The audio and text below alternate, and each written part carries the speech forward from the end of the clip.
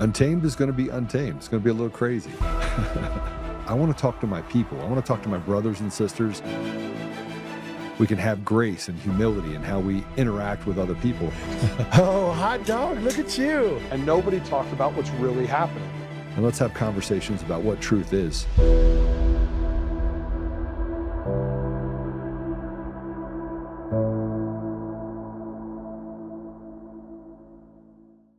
Some Green Bay absentee voters are concerned after being mailed double ballots. This includes Green Bay resident David Baumgart, who votes absentee while living in Florida for the winter. He received the duplicate ballot just days after mailing back the original. And at first I thought, oh, did they, get my ballot back and there was a problem? But, no explanation or anything. It was just obviously a second ballot. So obviously I didn't send it in because I had already voted. Baumgart wasn't the only one to get 2 absentee ballots. A total of 152 Green Bay absentee voters received an additional one for the spring election, according to City Clerk Celestine Jeffries. We sent letters to them already saying that if you've gotten 2 ballots, don't vote them both. Only vote one and destroy the other one at your home.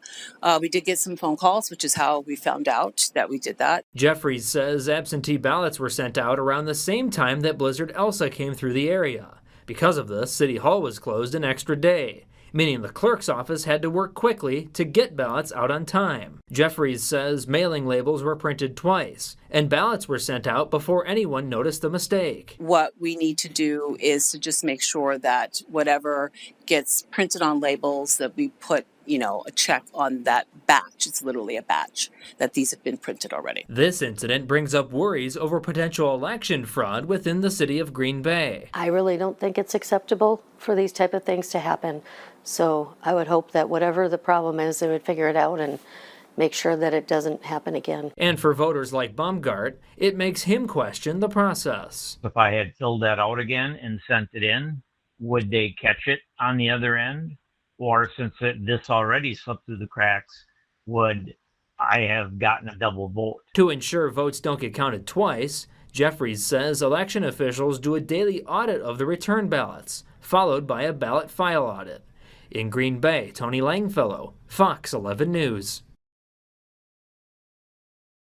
Yeah, so what they don't tell you is that chaos favors the op, never favors the people.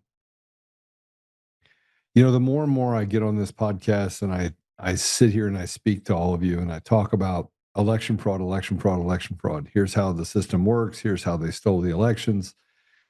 And that's backed up by hundreds of other experts around the country. Like we traced it all the way back to Eric Coomer's doctorate thesis.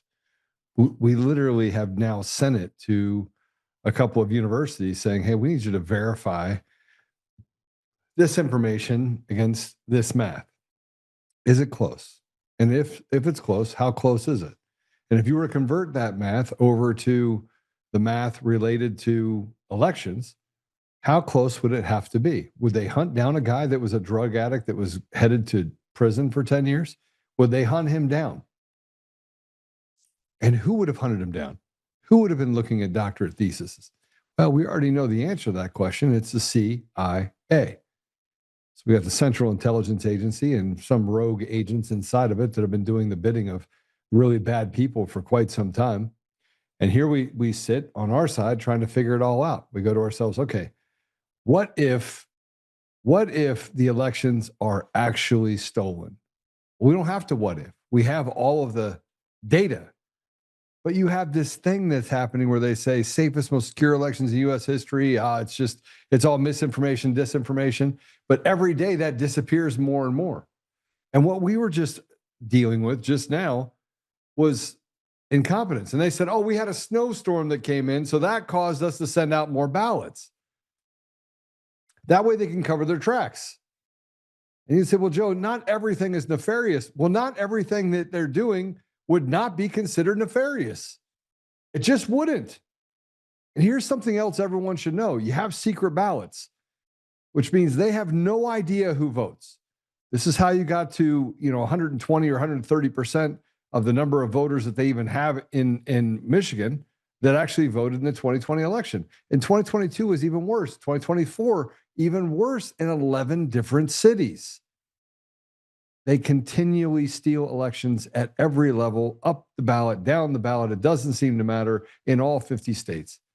And where the cheat starts to get squeezed out of the program, then they say, all right, well, let's go to ranked choice voting. Instead of having normalized voting, let's go to ranked choice voting so that we can knock on our head and rub on our bellies and no one will be able to audit it except for us. The process is designed to steal the voice of the people. More importantly, it makes everyone in the country a slave.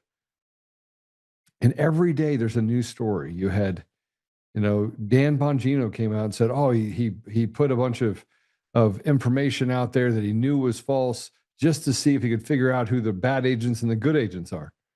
It's actually really simple. They had a lifeline to three amazing agents, Steve Friend, Garrett O'Boyles, and Kyle Seraphin.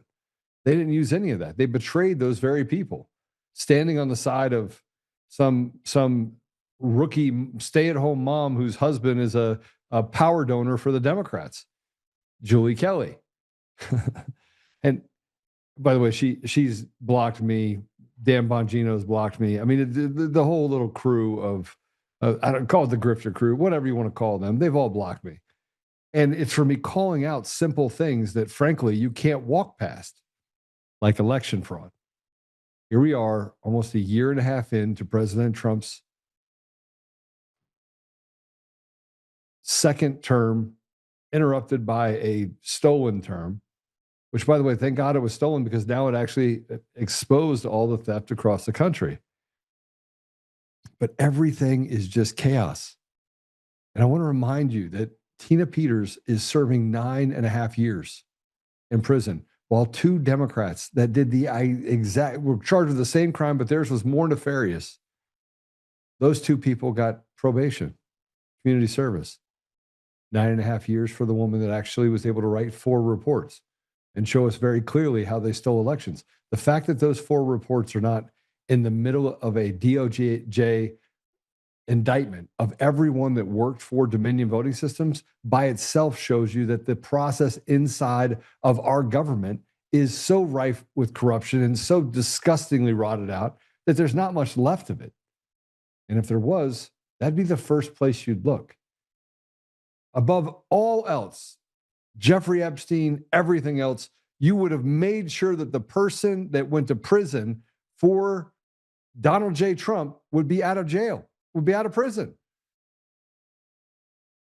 You got to the root of it. You know it was Dominion. You know it was. You don't think it was. You know it was. Like, we have every bit of proof. And that's not even talking about the reports that show that all the machines are absolutely garbage.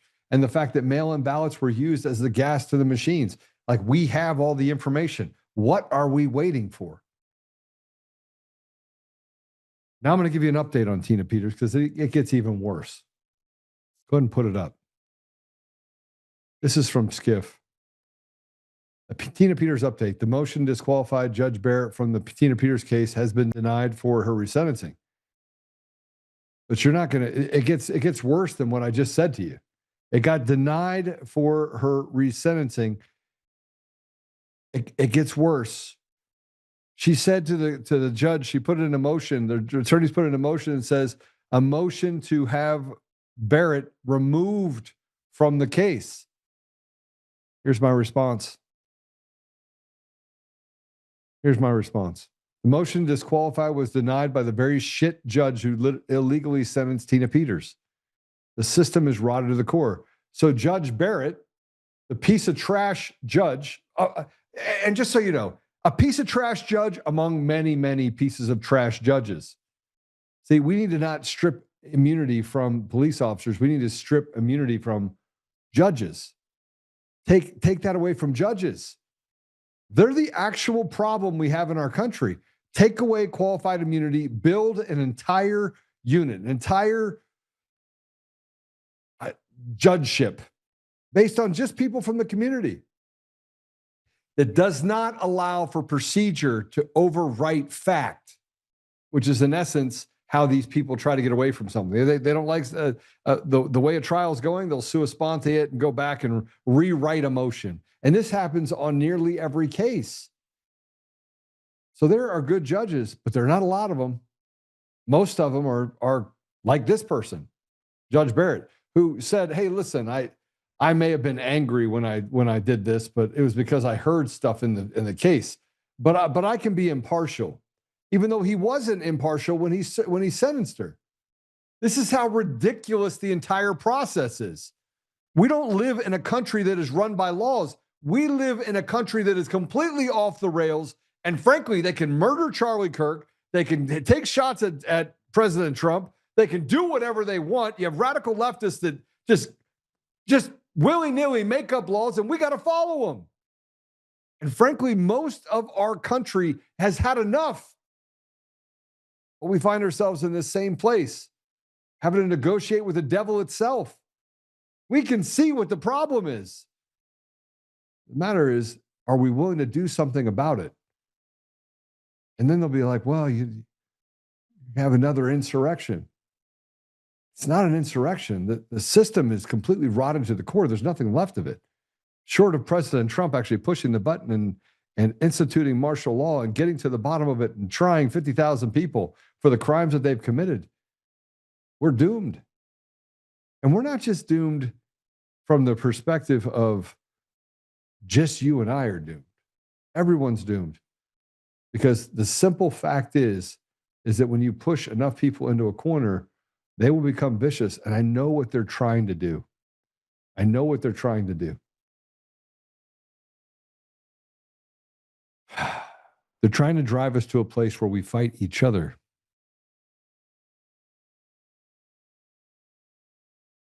And they haven't just rigged elections in the United States. Go ahead and put it up. They haven't just rigged elections in the United States. Compromised Smartmatic election machines were used to conduct successful elections in Haiti through the Clintons. There are over 100 plus countries with the same compromised like tech and software.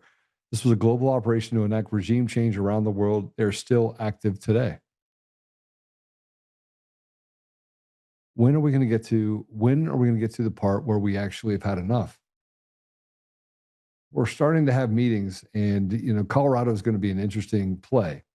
The reason why I took on the office of going after the state office for the state chair for the Republican Party is I believe that we can win the entire state for Republicans. But it doesn't help to do that if it's business as usual, and we have congressmen that go to Congress and they do nothing but take the APAC, whatever they want. We have organizations around the country that have treated the people as if they were plebes and just serfs, slaves. And it continues to grow every day. And they double down on it. And we can see it, taste it, smell it on both sides of the aisle. I think we can take back everything in Colorado, but then are we going to get right back to the same place where we betray the people just like we did in 2024? Where John Thune has stood in the way of passing the SAVE Act, won't adequately fund the Secret Service, and has put the president in harm's way more times than I can count while saying that he's in the corner for Team Trump, but he's not. And MAGA has become, I don't even know, it's become a shell of its former self, almost like the Tea Party. And we finally get to a place where we can rise up and take care and do good by the people, but that never happens. And then I want you to listen to what Nancy Mace has to say and how she speaks of fellow Republicans. It's just unbelievable. Go ahead, play.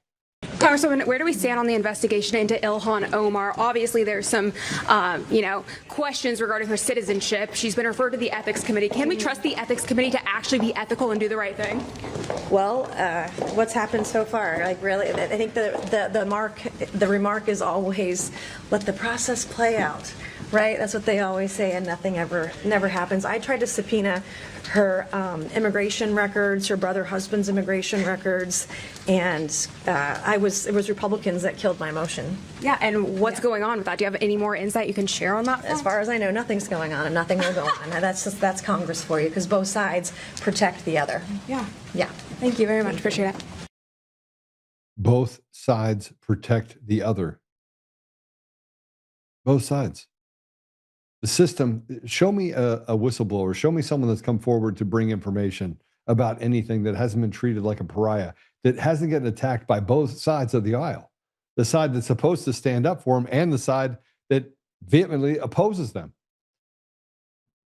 Doesn't matter where you turn, the enemies will come out of the woodwork. They will call you everything and say that you're not a conservative. And here's Ilhan Omar. This sewer rat knows so little about our country and so little about any country for that matter, that she had this to say about World War II. The last time the Alien Enemies Act was invoked, it was used to detain and deport German, Japanese, Italian immigrants during World War XI.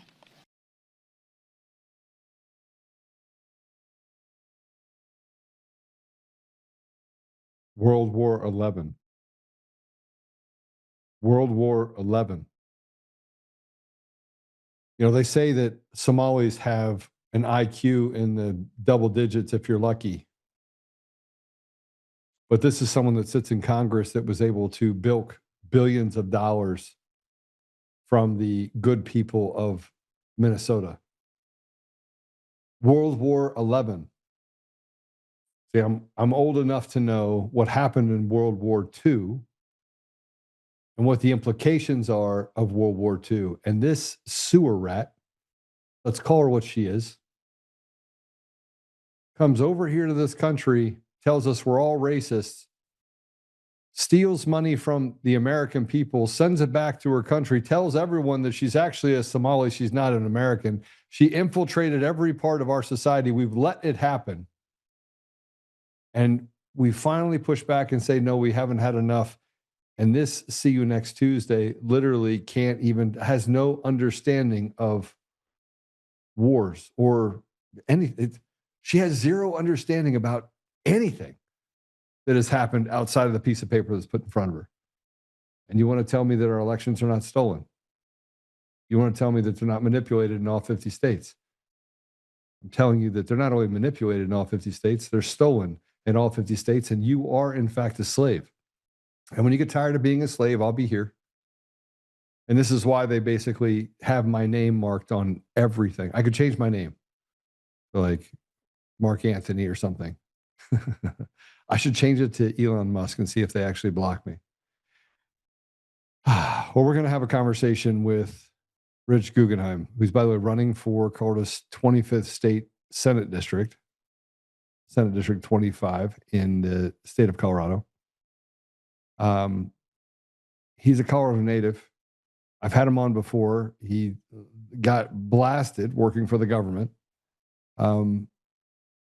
He has a PhD in molecular pathology.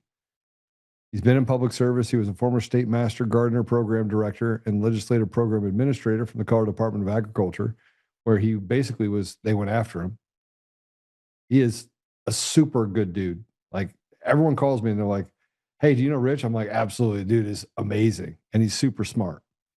He also started out doing podcasts before I did, back when Moby Dick was a minnow. He's been a constitutional advocate. He's a staunch defender of the First Amendment.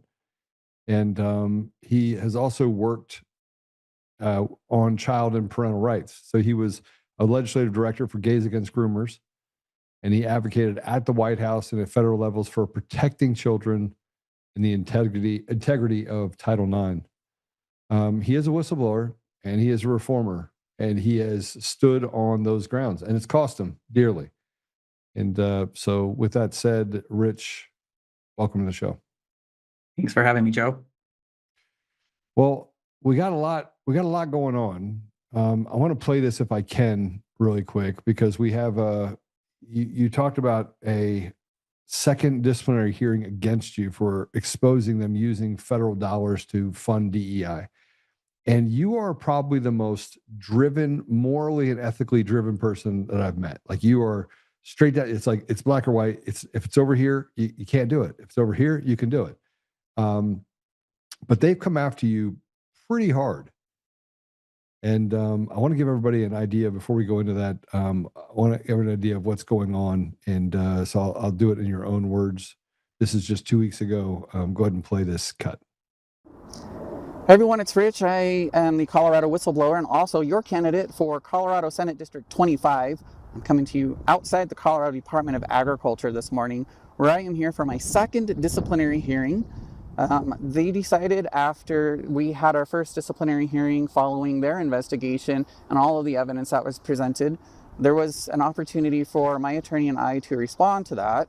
And they had 7 days then to issue their decision. Instead of issuing a decision, the Colorado Department of Agriculture, Jordan Beasley, who is the appointing authority on this, decided that he was going to reconvene that disciplinary hearing because, according to them, they had additional evidence. So really what this comes down to is that they had nothing on me with the evidence and the extensive investigation that they did against me. This investigation, again, was the investigation where the investigator told me and my attorney that they would not tell us what the allegations were or what the scope of the investigation was because, as I've said repeatedly, this is nothing but a fishing expedition. Disciplinary Hearing 2.0 confirms that this is now a disciplinary hearing that is nothing but a fishing expedition, and they're searching for anything that they can throw at me that will stick. In this situation, what they have found is a transaction log from Easy Fed Grants. That is the reporting system used by the United States Department of Agriculture for us to apply for and submit performance reports and other documents related to the grants that we receive to the federal government. This is the transaction report for the grant that I am alleging has been used to fund DEI training and inclusive leadership training. That report, that transaction log of the submission of the performance report by Aya Boss, me refusing to approve it, telling Aya Boss that she needs to take out the language that mentions the DEI training and the inclusive leadership training, me being told by Gabriel, the grants coordinator for the Colorado Department of Agriculture, to approve it because we are up against the deadline, it going through all of the layers of approval here at the Colorado Department of Agriculture behind me, then making its way to Elvira Tenick, who is the State Plant Health Director for the United States Department of Agriculture in Colorado, kicking it back, rejecting it, and saying we need to revise this and take out this language that refers to the leadership training, inclusive leadership training, and also the DEI training. It confirms everything that I have been saying the entire time about all of this situation going on here at the Colorado Department of Agriculture. So I'm a little confused as to what they think the gotcha is. My attorney is also unsure about what that might look like, but this is where the Colorado Department of Agriculture is going. It just seems to be that they are building the evidence to prove that this is nothing but whistleblower retaliation, and also the evidence that they are presenting is going to make it easier for when we sue them and when the Department of Justice comes after them for whistleblower retaliation. So it's going to be interesting to see what the Colorado Department of Agriculture's response today is. You can follow me on Rich for SD25 on social medias, and also the 5280 based homo for my personal information. And be sure to check out my campaign website, richforsd25.com. Senate District 25 in Colorado actually has the Colorado Department of Agriculture within its boundaries. If you would go over to richforsd25.com and make a campaign contribution today, you can help me flip the seat and you can help me put Colorado first, reduce the unnecessary regulations, and also reduce these fees that are driving up the cost of doing business right here in the state of Colorado. Appreciate your support and thanks.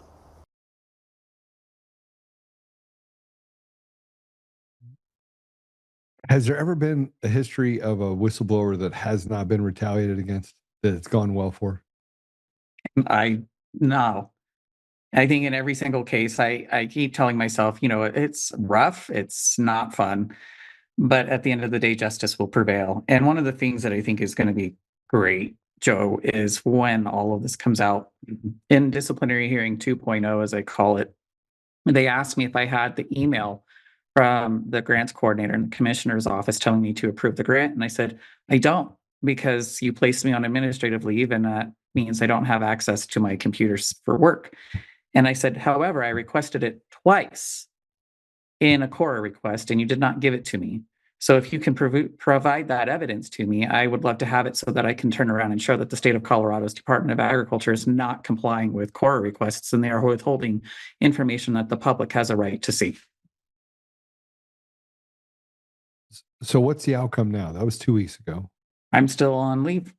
I've not heard anything. I don't know what they're planning to do. I don't think they can do anything to you. I think that's what they're contending is that, okay, the gotcha is the gotcha. I mean, look, you're a really smart guy. So you dot your I's and cross your T's. Do you think they put themselves in a position where they're like, man, I don't want to be the one holding this bag? I absolutely think that's what's going on. I think they tried to play checkers with someone that's playing chess. So you are now, you're still on leave. They're probably going to end up having to give you your job back. Do you think at that point they're going to do everything they can to then have you get rid of you? I think that's actually going to be very likely what happens. However, I also think that they know that they're on notice. I am not afraid to blow this up in the media, and they also know that I'm running for Senate, the state Senate, and if I get into the state Senate, I absolutely intend to blow this up in smart hearing committees and expose the fraud, the abuse, the waste, and the fact that they're flagrantly violating laws in the state of Colorado. Cora is just one of them. Whistleblower retaliation is another one. Well, let's talk about the Cora. Let's talk about the Cora one really quick. Whistleblower retaliation. Man, I felt the sharp stick of that with Eric Coomer. I've been sued and fined, and man, I don't even know what to say. Like, they have literally taken every shot at me they possibly can. But Cora, this is different because the government of Colorado has, just like the federal government has, used outside companies to fulfill contracts for public good inside of the state, and then says that, oh, we are now unable to provide you any information. So they're able to get around the public trust decorum because they're not the one handling it. You know what, Joe, it goes back to that. I would say that this is one example of this going on in Colorado, but anybody who's done Cora requests and have experience with the Cora process knows that a lot of times you'll make a Cora request and you don't know what doesn't exist until you start going through the information they provide you. And then you'll read through what they provide you and you're like, well, hold on, it referenced this and it referenced that, but you didn't provide that information to me, or you didn't provide that email to me in the Cora request. And because the Cora, the Colorado Open Records Act, does not have any teeth behind it. A lot of these public agencies in Colorado know that they can openly violate Cora, and they don't have to comply because there's no consequences for any agency that doesn't require or comply with Cora. I believe we need to amend Cora, and I also believe we need to amend the open meeting laws that are in the state of Colorado, and we need to put in criminal punishments against the custodian of records who fail to comply with these laws. All right, so they're getting around Cora requests as well by having signal chats that are deletable. So now they're using entire messaging services that you can't actually track. I know because I use these same messaging apps, but I'm not in the government. Yeah. But that's what they're using right now. And I know this to be a fact because 3 or 4 sitting congressmen have told me to go over to an app called Confide. And Joe, go to Confide and I'll talk to you there. Do you know what Confide is? They do, yes. Yeah. So go over to Confide. It'll destroy the message. You can't record it. You can't take a picture of it. You can't do any of that stuff. And you can hide your identity. Only you know who the other person is. And so I'm having conversations with sitting Congress people on an app called Confide. Yeah, it's a problem, Joe. These are the people that are supposed to be elected to represent us. These are the public institutions that are supposed to serve us. And this information that they are not giving us it's information that belongs to us as the people that we have a right to see. And they just think that they don't owe us anything. And they're going to just turn around and say, I'm not going to give it to you. We have the Department of Law in Colorado. That's the Attorney General's office going around and giving state employees training on how to avoid complying with Cora and telling us that if they don't specifically ask for it in a specific way, we don't have to give it to them. And the common refrain that we have is, well, that's under investigation and we don't comment on open investigations. But there's so many tools that they give us to say, use this tool so you don't have to fulfill the Cora request. So they told you that while you were at the Department of Agriculture. They give all of us training on that. Even the admins, because we get so many Cora requests. So I want you to say it again. They But- tell so us, they they're- train us how to get around complying with CORA requests. This is coming out of the Attorney General's office at the Department of Law. So you have the Department of Law inside the state of Colorado that wants to treat the American people inside the state of Colorado, Coloradans, like basic serfs and slaves. That's what you're saying. Exactly. I mean, call it whatever you want.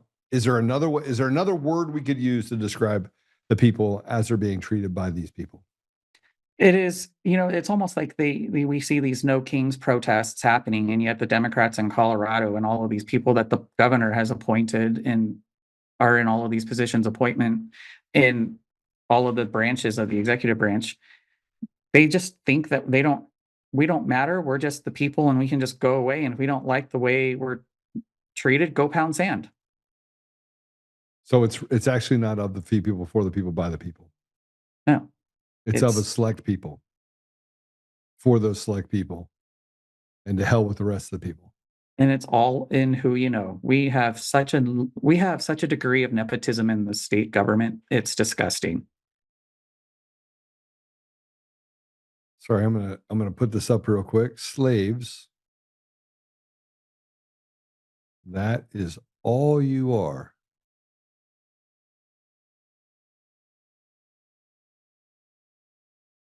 Welcome to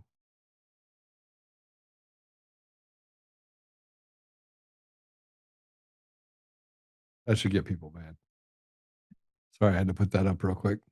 What we really need, Joe, is to get people who have been doing CORA requests and are aware of the fact that these agencies don't care about complying with CORA, and they'll give you what they think you should have, not what you ask for. And we need to get to. So why would people not want to give up that information? They're hiding something. And I think in the case of this email, they're hiding a lot all the time if they're having people constantly do that. Exactly. That's the thing. They don't want the public knowing. And that is one of the reasons that I keep saying we got to get more people to do these CORA requests, do the homework. And when you see that there's pieces of the puzzle that are missing in those CORA requests, I actually sent an email back to the Colorado Department of Agriculture and the custodian of records. And I'm like, I spent $450 of my own money on this CORA request, and this is all you gave me. You gave me nothing more than my own emails. Where's the rest of it? And so then they said, oh, oops, we didn't give you everything. And 2 weeks later, they're like, here's more responsive documents. Okay, so help me with this really quick. You're saying that you went in to get a CORA and you actually knew what information existed. Yeah, because I was anyway, just to see how the CORA would go. Exactly. So you basically trolled the CORA process to make sure you could get the information you needed, just to show that the system is absolutely corrupt to the core. I did an audit and it showed exactly what I suspected it would, and that as someone on the inside, I know what exists. And so when I did the audit and got back what I got back, I knew that they hadn't completed the request and they had not fulfilled all of the information I requested, even after I spent $450. Well, why would it be $450 if it just gave you back your emails? They said that it was an extensive request and that request was going to take 11 hours to compile. And so they charge you by the hour. Shouldn't it be free? I think so. I mean, shouldn't you? I mean, I have to comply with subpoenas as a person. I don't get paid to do that. Right? I mean, if you get a subpoena at a court, you have to give them over your information, however long it takes, you have to do it. Well, and the way I look at it, Joe, when you're asking a public agency for public information from a public servant that is already being paid out of public funds, that should be part of their job. Your job is to make sure that you have all of your ducks in a row, and that includes all of the records that you're responsible for maintaining, so that when you get a CORA request, you just send it out. And this, Joe, is so easy. It was emails, and we use Google for our email system at the state of Colorado. I do not know how it would have been so difficult to go into the search bar in Google and type out who the recipient or who the sender was or what the subject line was, that it took 11 hours worth of work to comply with an email search that cost me $450. It actually doesn't, because there's a thing called a vault.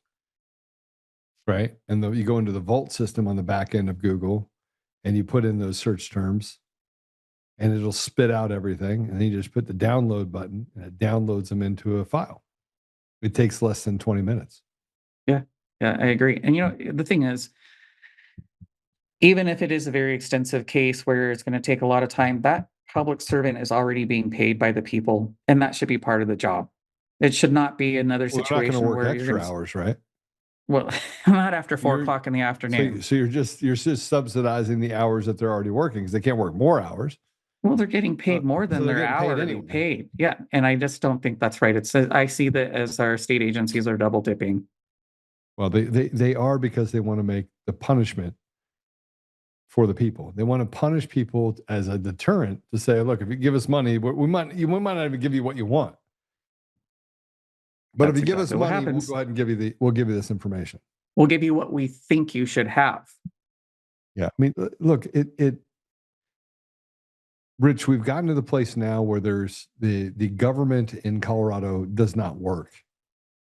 Nothing works. Criminals are let out on the street. You lose your job for standing up because you don't want DEI, which President Trump said he got rid of. So you whistle blew on that. They can't find anything wrong with that. You've been on my show twice. The last show that we did, I think like 300,000 people watched it when you were inside my studio. I mean, they're and they know it, and they're pissed off at you because you got your story out, and now you're running for office. At the same time all this is going on, you've also took a First Amendment challenge all the way to the 10th Circuit of Appeals regarding legislative decorum rules. By the way, how's that going? Well, that's exciting. That last Friday, I found out we're going to be filing our writ of cert for that to be heard by the United States Supreme Court.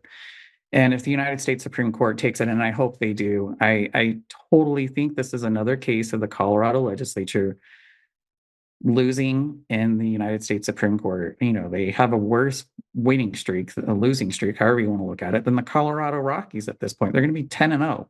And I just think that this is insane. And the problem that you can see right now with 0-10. 0 wins. Yeah. They're just batting. This is, maybe we should set up T-ball for the legislators. I think you could possibly do that, and they would probably play it, right? But you'd have to get them, special shoes. Yeah, we'd have to probably make sure that it's also inclusive for all of the different all populations. The The people who are not sure what gender they are. So we're going to have an issue with that. I hope the Supreme Court takes it. I think it's going to win. My concern, it's, you never know what they're going to take. And at this point in time, I see our First Amendment rights being severely eroded if the Supreme Court doesn't take this up in here and say that the legislature does not have the right to tell you that you have to use respectful names and pronouns. This is the people's house. I should be able to walk into the people's house and say whatever the heck I want to say. And I don't care who it offends. That's, I think, my biggest concern related to what's going on is what they're focused in on currently, right? Because they are focused in on some pretty weird stuff, right?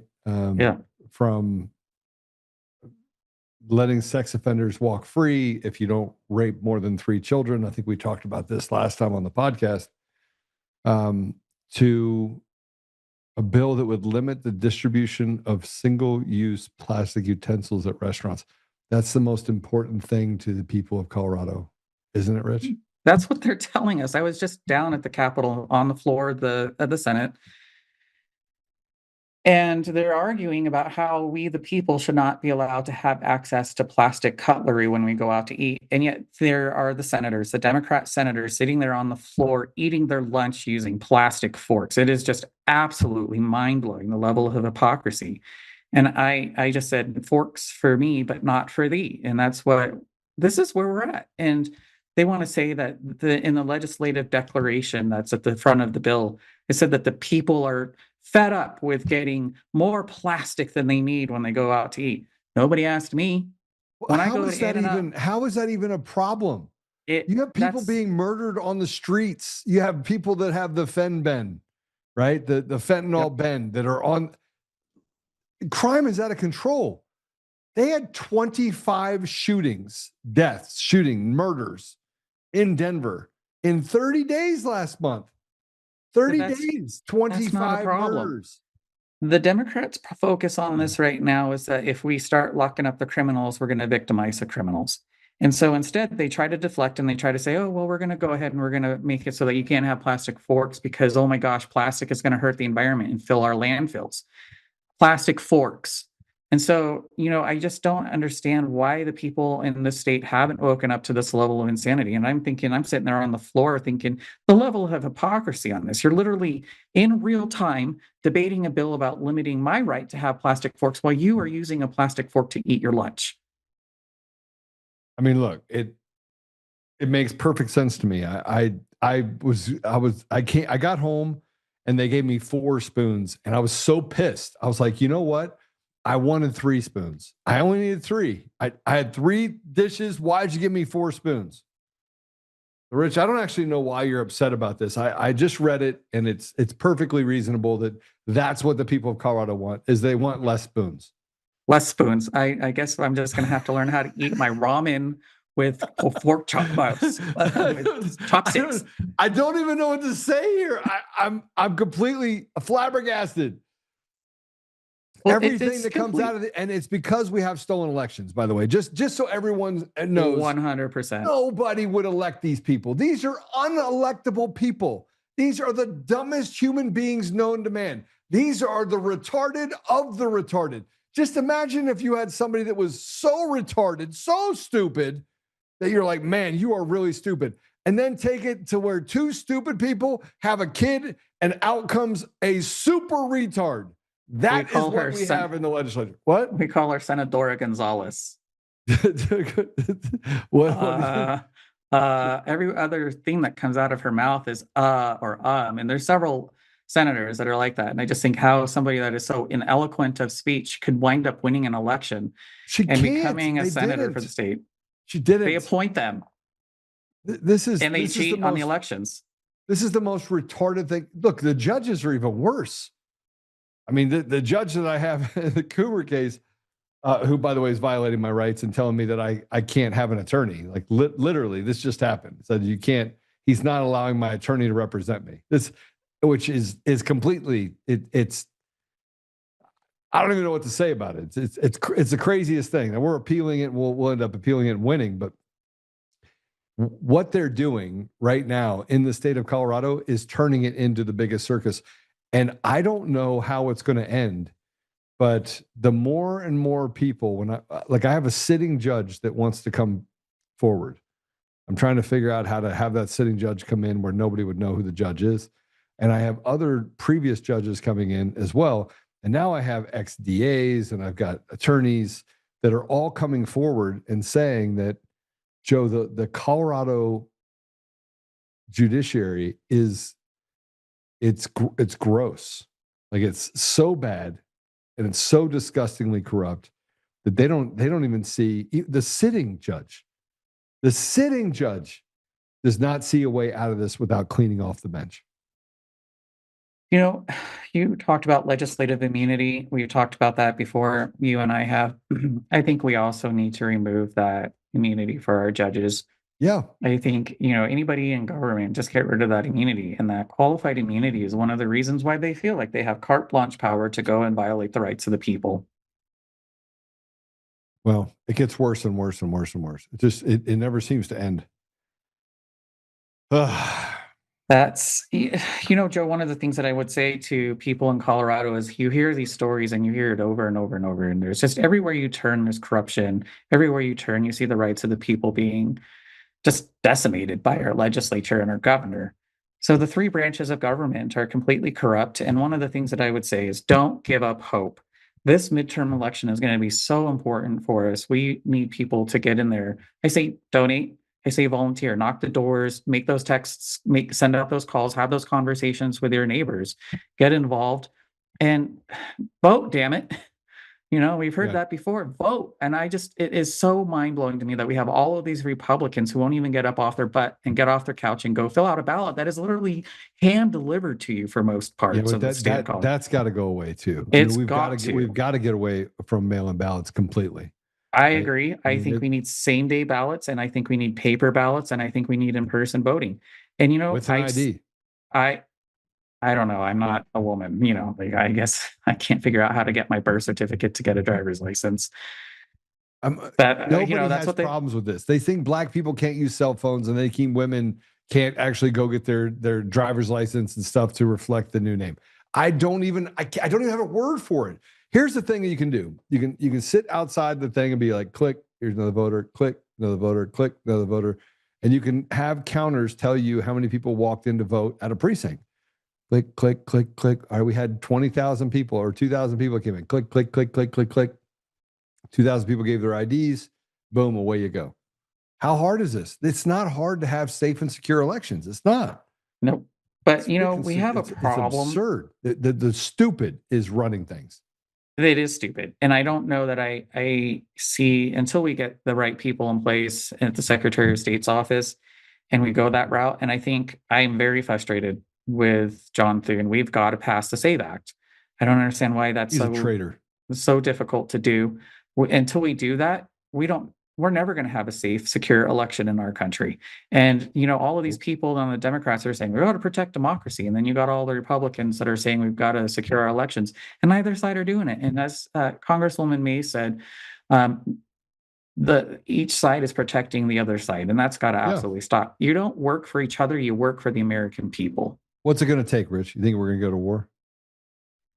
I wouldn't be surprised at this point in time. I look at what's going on with just another assassination attempt on the sitting president of the United States. And I think that is exactly what they're gunning for. Pardon the pun. But I think they want us to fight each other. And we got to fight the government, not each other. Yeah, no, I totally agree with you. All right. So I gotta talk about a few other things because I have time. Do you have time? You have time for me to talk about a few of these things? Of course. Okay. So I love talking to you because you're super smart. And what you just said, it just reminds me of the fact that you actually see past you're always playing chess. And I remember when I first met you, you were this is when you were a legislative director for Gays Against Groomers. And one of the conversations that I had with you, and I was like, hey, so you don't have kids? And you're like, no, it doesn't mean that I can't stand up for kids. And I was like, yeah. I was like, yes.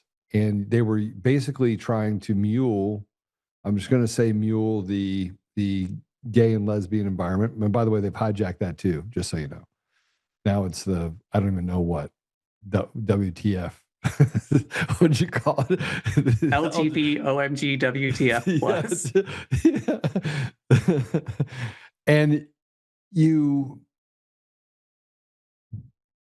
said it's just not right that you're able to groom children and doing these things inside the schools. And your biggest fear is that kids would have to go through something that would change the trajectory of their life. And I remember talking to you and being like, this guy is, man, he gets it. What drives you? What drove you to get involved in the Gays Against Groomers? And why was there this big push inside of the I call it the sensible gay community in order to stand up against this stuff? Well, at the end of the day, I'll say this. I was probably that child when I was little who, if I was born today, they would say, oh, he is transgender. And, the way they manipulate parents nowadays into going along with that, I would have been rushed off to the gender clinic and put on puberty blockers and cross-sex hormones, and my own life would have been destroyed. Yeah. And I think it would have been your choices. There would have been somebody else's choices on you. That's exactly what this comes down to, Joe. This is not a child saying, I want to go to the hospital and have my body mutilated, and I want to be sterilized, and I want to have all of these chemicals pumped into my body. This is an adult making that decision on many cases on behalf of the parent, and on many cases, definitely on behalf of the child. And I said this. I said, if you think that the LGBTIQA plus community and all of the lobbyists and powerful groups that are in this, like One Colorado, the Human Rights Campaign, the Trevor Project, are going to stop when they have convinced you that a child can consent to sex change operations and mutilation and sterilization, you're wrong. They won't stop there. And we just saw in California, State Senator Anthony Weiner has supported and introduced legislation that would make it so that children can now consent to having oral and anal sex with an adult. So I told you they weren't going to stop, and this is exactly what they're doing. Is now they're trying to convince you that children can, in fact, consent to having sex. And that's absolutely disgusting. This is where I went back to at the very beginning. It is about protecting childhood innocence.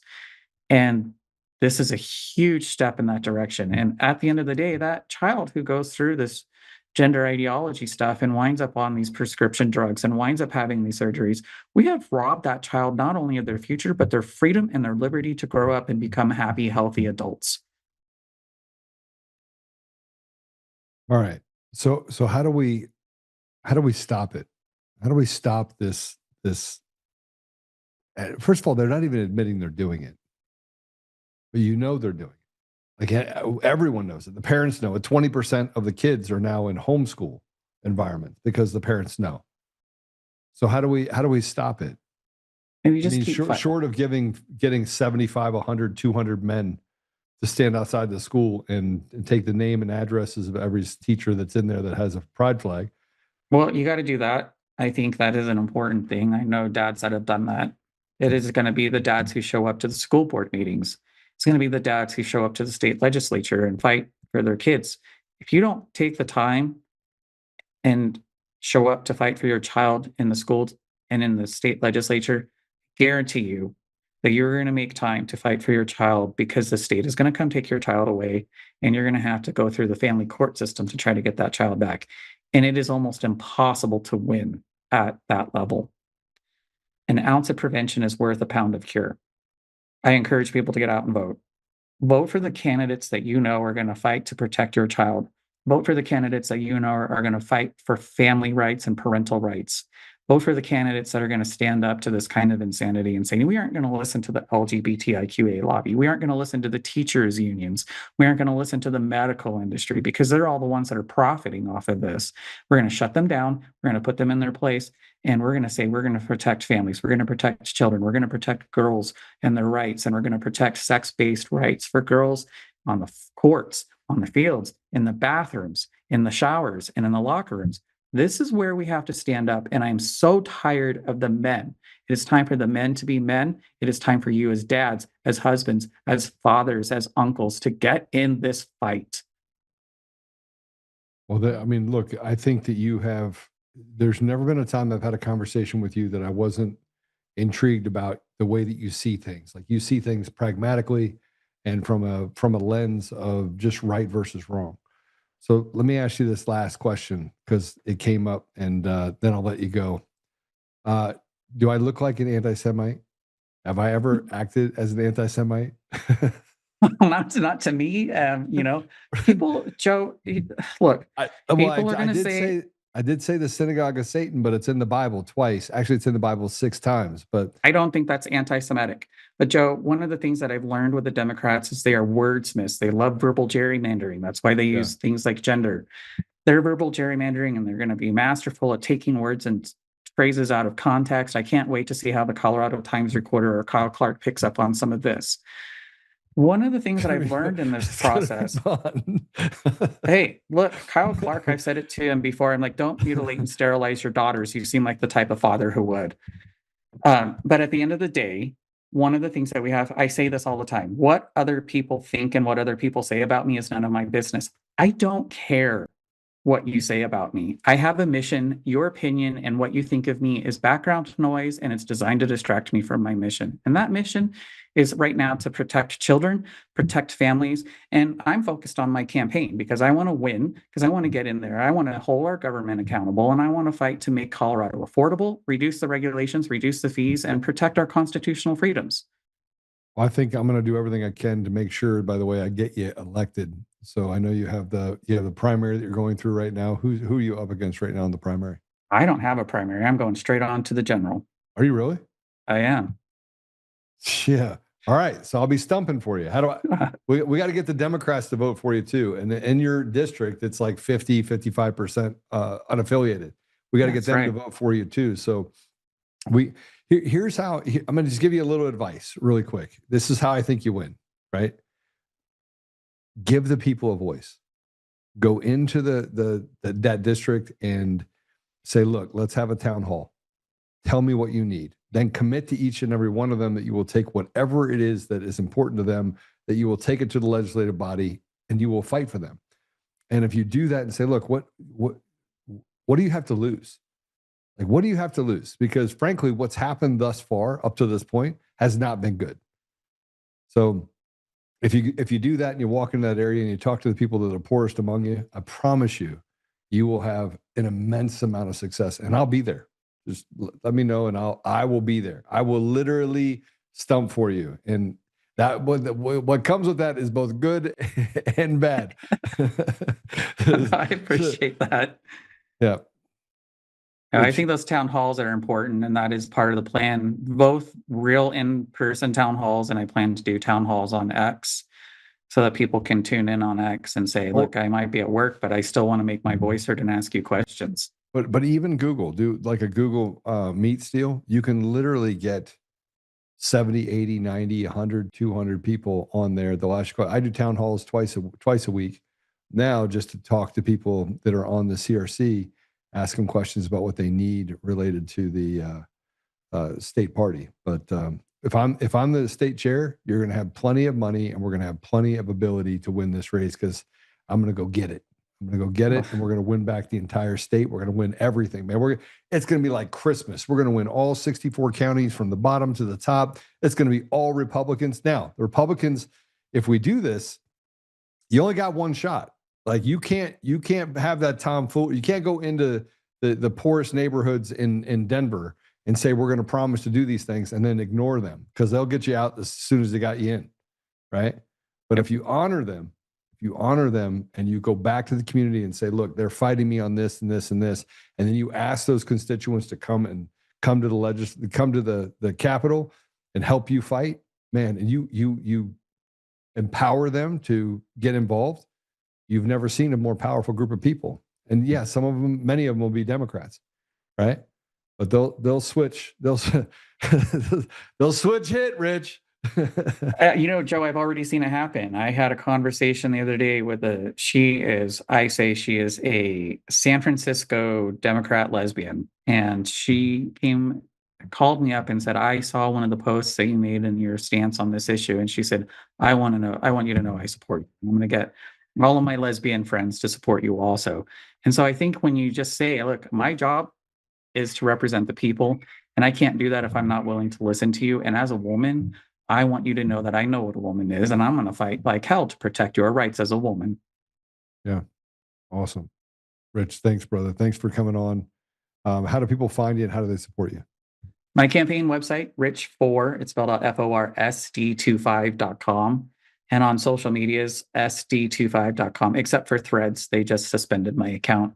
What? Don't know why. Yeah, I don't know. I have no idea why it was suspended. I literally had 3 posts on there since I created the campaign, so they suspended me. So it is what it is. You do have to go in and register. So there is a registration process for political campaigns. All the rest of them are fine, and it's Threads is connected through Instagram, but they're all fine. Just put a thing out for Instagram. I can show you how to do it. I appreciate the insight. All right. Rich, thanks, brother. Appreciate you very much, and I'll support you.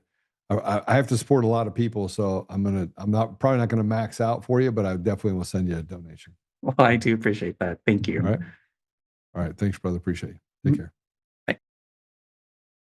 All right, we're gonna switch gears now. By the way, Rich, man, he's a good dude. He's a really good dude, and he went to ask for the endorsement. He has my endorsement, by the way. I didn't get to say it while he was on here, but Rich, if you're listening, you have my endorsement, and I will make sure that I do everything I can to get you elected. Now, we're going to switch gears a little bit, because I want to work the problem. And John got kicked out of a city council meeting in Philly. Everyone knows my past, right? I sold drugs when I was 16. I'm from an interracial family. I grew up on the East Coast.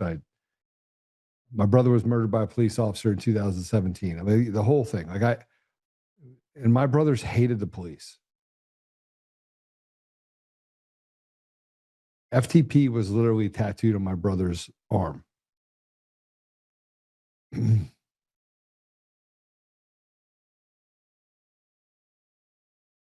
But I have never felt more connected to the community that I left.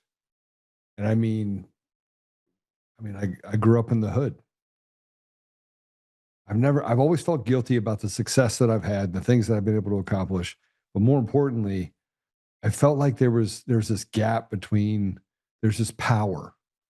The density inside the inner cities is so great.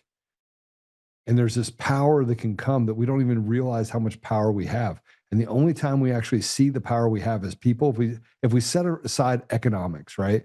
Yeah. So I can go, so they can't go buy whatever they want in those environments. And yet they should, if they were given the opportunity, if opportunities were inside their communities, the amount of success that would come from that would make those, there'd be a lot less shootings, a lot less crime. You know, there's these deserts that exist, these food deserts, these education deserts, these opportunity deserts. And I was lucky I got out. But I grew up with a lot of people that didn't get out. They didn't have an opportunity to get out, or they found out too late. And so I don't think it's a Democrat versus Republican thing. I think the Democrats have betrayed every bit of the inner cities. They've betrayed every bit of the people they say they represent. The only people that eat are the people at the very top. Everyone else, they just get empty promises for decades. It's like Stockholm syndrome. You get nothing, no meat on the bone. And whatever meat you do have on the bone, they get to decide to give it to you, and they can take it away from you at any time. And I'm not just saying just take it away from you. They can just come in and arrest you and do something. There's 100 different things you do wrong, from jaywalking all the way up. And they will devastate your family and step over you to give money and entitlements to foreigners. This is the life of the inner city, of the largest population of people in the country. And I want them, as John does, because he wants to flip Philly red. I want to flip Philly. I want to flip Denver. I want to flip DC. I want to flip all of these places to a party of the people. More important than just flipping it red, we can start there, but we have to take over the Republican Party and make it a party of the people. See, the Democrats have always been about themselves. Party of the KKK, done some terrible things, right? It's been able to survive that with, Margaret Sanger, somewhere in the middle of all this, was allowed to walk in and fool the communities in the inner city, fool mostly black and brown people, mostly black people. Black people are the most betrayed people in the country.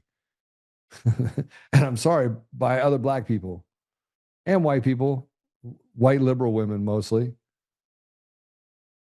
but betrayed and told, hey, go genocide an entire generation. We want you to kill all your babies, and we're going to tell you it's a right. They were smart enough to see that it's not a right, but hungry enough to see that they didn't have much of a choice.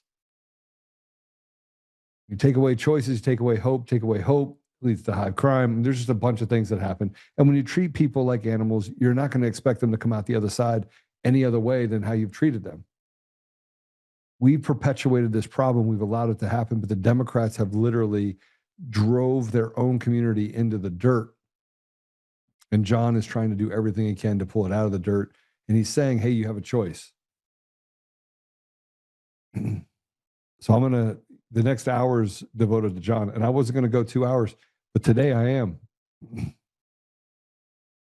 So I'm going to play this clip first, and then I'm going to bring John McAuley in. So go ahead and play it.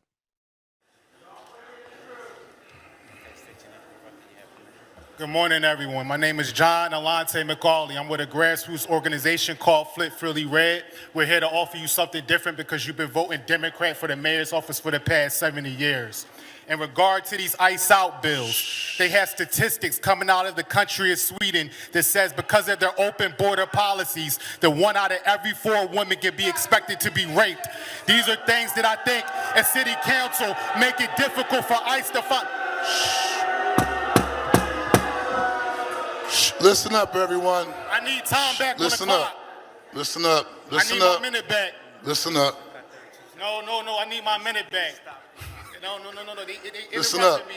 I need my minute back. Excuse me, sir. I'm actually running this, so let me handle this how I need to handle this. Thank you. You know what then? Call on the next speaker, please. How you gonna do that?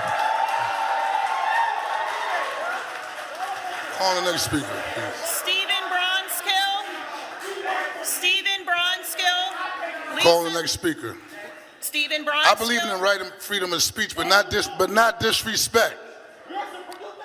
Not disrespect, sir. Please call on the next speaker. Stephen Bronskill.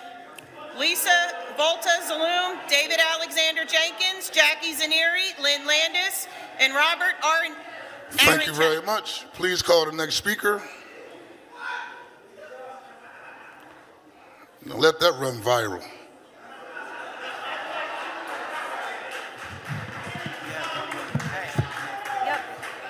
Good morning, council member. Please begin, ma'am. With that, John, welcome to the show. Thank you for having me back, Joe. What the hell is wrong with that dude? Seriously, disrespect? How much disrespect does it take to actually tell a man that you don't have a voice? Get off my stand. Well, I mean, he's not used to being challenged. That's, the ego with him in a city when you got all the liberals kissing your ass. You the big shot. You the big dog on the block, and he's never had another man pretty much reject his whole ideology and challenge him in front of a room full of his peers and people that really look up to him. So it's a shocker for him, and I understand it.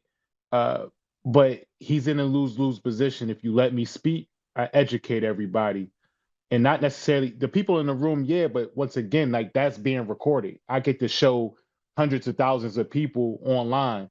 If you don't let me speak, you reveal your hand and show people who you really are. You're a communist anyway. So, it's a war. And we spoke about this the last time I was on here. So I understand what it is. Well, let's talk a little bit about the Flip Philly Red. Mm-hmm.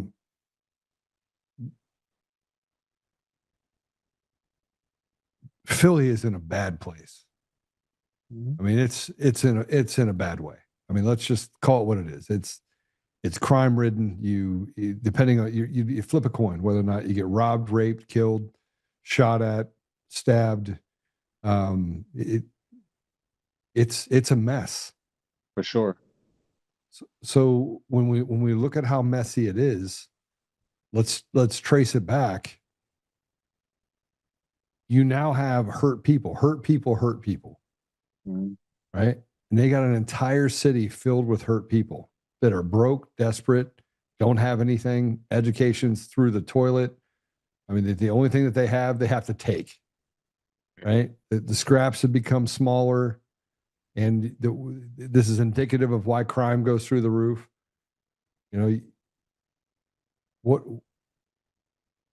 So much I want to say that I'm not going to say, but I have to be careful because I'll get blocked from my own channel, on my own website. Right, I understand. So, we did a flag wave yesterday, voter registration town hall. You've seen some of the content over the last 24 hours. We had Chicago Flips Red, who first started going viral. They came to the city to help support us. So shout outs to Danielle and Zoe for coming through. This is the first time I actually met them in person. We did some Zoom calls a month or two ago for the first time. But to give you an example, right? Because we was in North Philadelphia, and you just said, minutes ago, that it's not just about flipping it red, and I 100% agree, because you have your establishment Republicans who have not made any effort to save Philadelphia, fight for Philadelphia. And so it's not just one party. We call it the uniparty. It's been the Democrats as well. But it's also been the Republicans. And so, yes, we're trying to take over the party, this new coalition that President Trump, it started, I guess, before him, but he was, the catalyst. He was the guy who said, he's going to make the party in his image.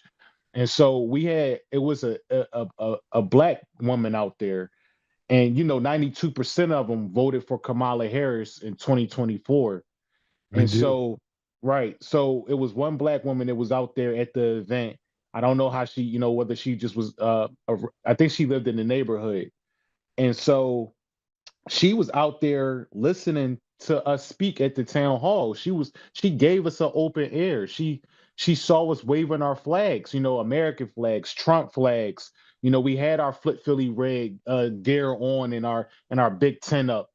And so she wasn't off put by it. She wanted to hear what we had to say. She was thinking for herself is what I'm getting at. And so she ended up grabbing a flag herself in the middle of the event, and she's standing there on Broad Street in North Philadelphia waving a flag with us, right? And so she liked what she was hearing.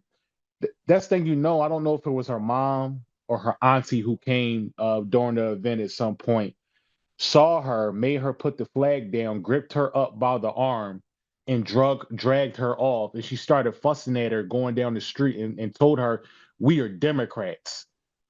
And this is in a poor neighborhood in Philadelphia.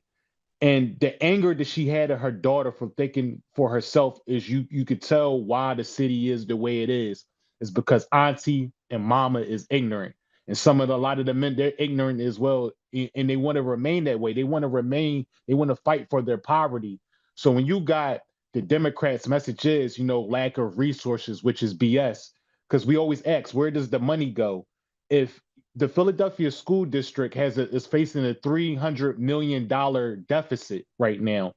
Well, they gave us a soda tax, a sugar tax for that a few years ago. And they said that was going to go to pre-K and that was going to go to the schools. They just had a budget hearing not too long ago that's explained where the money went. That money did not go to the schools. The majority of that money went to parks and recreations. Now, I said last night at a town hall that I am for beautification. I am for the upkeep and the rebuilding of the city so it doesn't look so poor. But you told me the specific tax was going to the schools. So now you want to implement an Uber tax and an Amazon tax to make up for that $300 million deficit. So they say it's a lack of resources. No, it's waste, fraud, and abuse. And so it's not a lack of you get money, you just steal the money. And so when you got people fighting to remain on Section 8, you got people fighting to remain to get food stamps. If you get a good job and you don't have that little window that you would need to build that cushion up, and they kick you off of these programs. So, it's generations of how we got here. It's all the GOP let it happen for whatever crumbs they was able to receive in the city. And it's systemic across the country. So it's not just it's not just about flipping it red. It's about flipping it red for one, because this culture and these policies will give you a better chance of quality of life. But it's also this new coalition has to take. So there's multiple battles in this one big war right now. Well, how do we get into the, personally, I think you can do it one by one, but you also have to have the ability to walk in and have a conversation with that woman that's yanking on her daughter.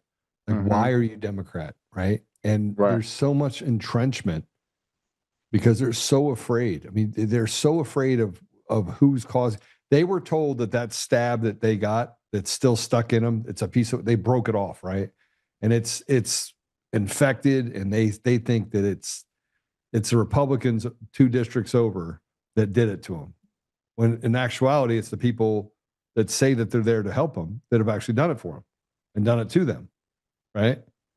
So what's, John, how do you think, and this is us working the problem, how do we get to a place where we can have conversations, sensible conversations? Because I had one with 300 people, Democrats in Aurora, and they wanted to eat me like a meat sandwich. And by the end of it, they asked me if I'd become a Democrat. I was like, why would I become a Democrat? I'm trying to tell you why not to be a Democrat. Right. Let's come to the Republican side. So the battle is, like I said, it's multiple angles to hit this conversation. You said we work in a problem. I told everybody last night when I started the town hall yesterday, I said, I like President Trump because if you look at what the Democrats doing, they're not even here in Philadelphia. I don't know what I think they're doing this across the country too. Whoever's campaigning right now and for next year, they're not even saying that the Democrats are not campaigning against their opponent. They're campaigning against President Trump. That is their whole entire platform. So I started out last night saying, I know you see me with all this red on. I'm not here to convince you to like President Trump. I like President Trump. I don't care if you like President Trump. Now that we're past that point, let me tell you about these taxes. Let me tell you about, all of this, fraud and these things that you're voting on because of race and gender. I talked about here on Broad Street, one of the biggest streets in the whole entire country, that this mayor has put for safety reasons. It's always for safety. They put a 25 mile per an hour speed limit on Broad Street. If you go above 25 miles per an hour, you will get fined. Well, who put that in there? A Democrat did. Who was it? It was a black woman. You voted for this person not because of common sense issues or common sense policies or what's in the best interest for yourself. You have this stupid fine now, another tax, another backdoor tax. You voted for this person strictly off of gender and race. Now, when we have these type of conversations, because it's been effective, you had to find people with discernment. I realized that I cannot save everybody. That woman that was yanking on her daughter, whether that was her auntie or whether that was her mother, I know she's probably too far gone. And maybe, hopefully that girl goes down, that little girl, that younger woman, she goes down that path, that rabbit hole when she's by herself, maybe when she's with her friends. Maybe she keeps an open mind as she gets older and gets away from, her family members. And so when you're doing platforms like your platform, platforms like I have, I'm trying to reach as many people as possible who have discernment, and we can have an intelligent conversation and we can go back and forth. Tell me why you like who you like. You can sit here and tell me all day till you blue in the face why you don't like. And really, it's really just President Trump with who they don't like. But if I took away the buzzwords, if I took away Republican, Democrat, President Trump, communist, socialist, capitalist, if I just talked about literally the issues, what's common sense to you? We have one of the biggest public transportations. We got SEPTA here. They got $400 million in 2026 or 2025 just to keep operations moving. But we just keep giving them money, but there's no restructuring going on. So why does it make more sense to keep giving you the same X amount of dollars when you're not stopping the sexual assaults of women? You're not stopping the kids from smoking marijuana on these trains. You're not stopping grown men from drinking Bud Ices and 40 ounces on these SEPTA trains. And it's not safe when people are trying to commute from home to school and work and back and forth. And so in any other businesses, if this was the private sector, if you was getting this type of performance, it would be some restructuring going on. People will be getting fired, laid off. And so, and that's any aspect in business, but in the public sector, God forbid we do that.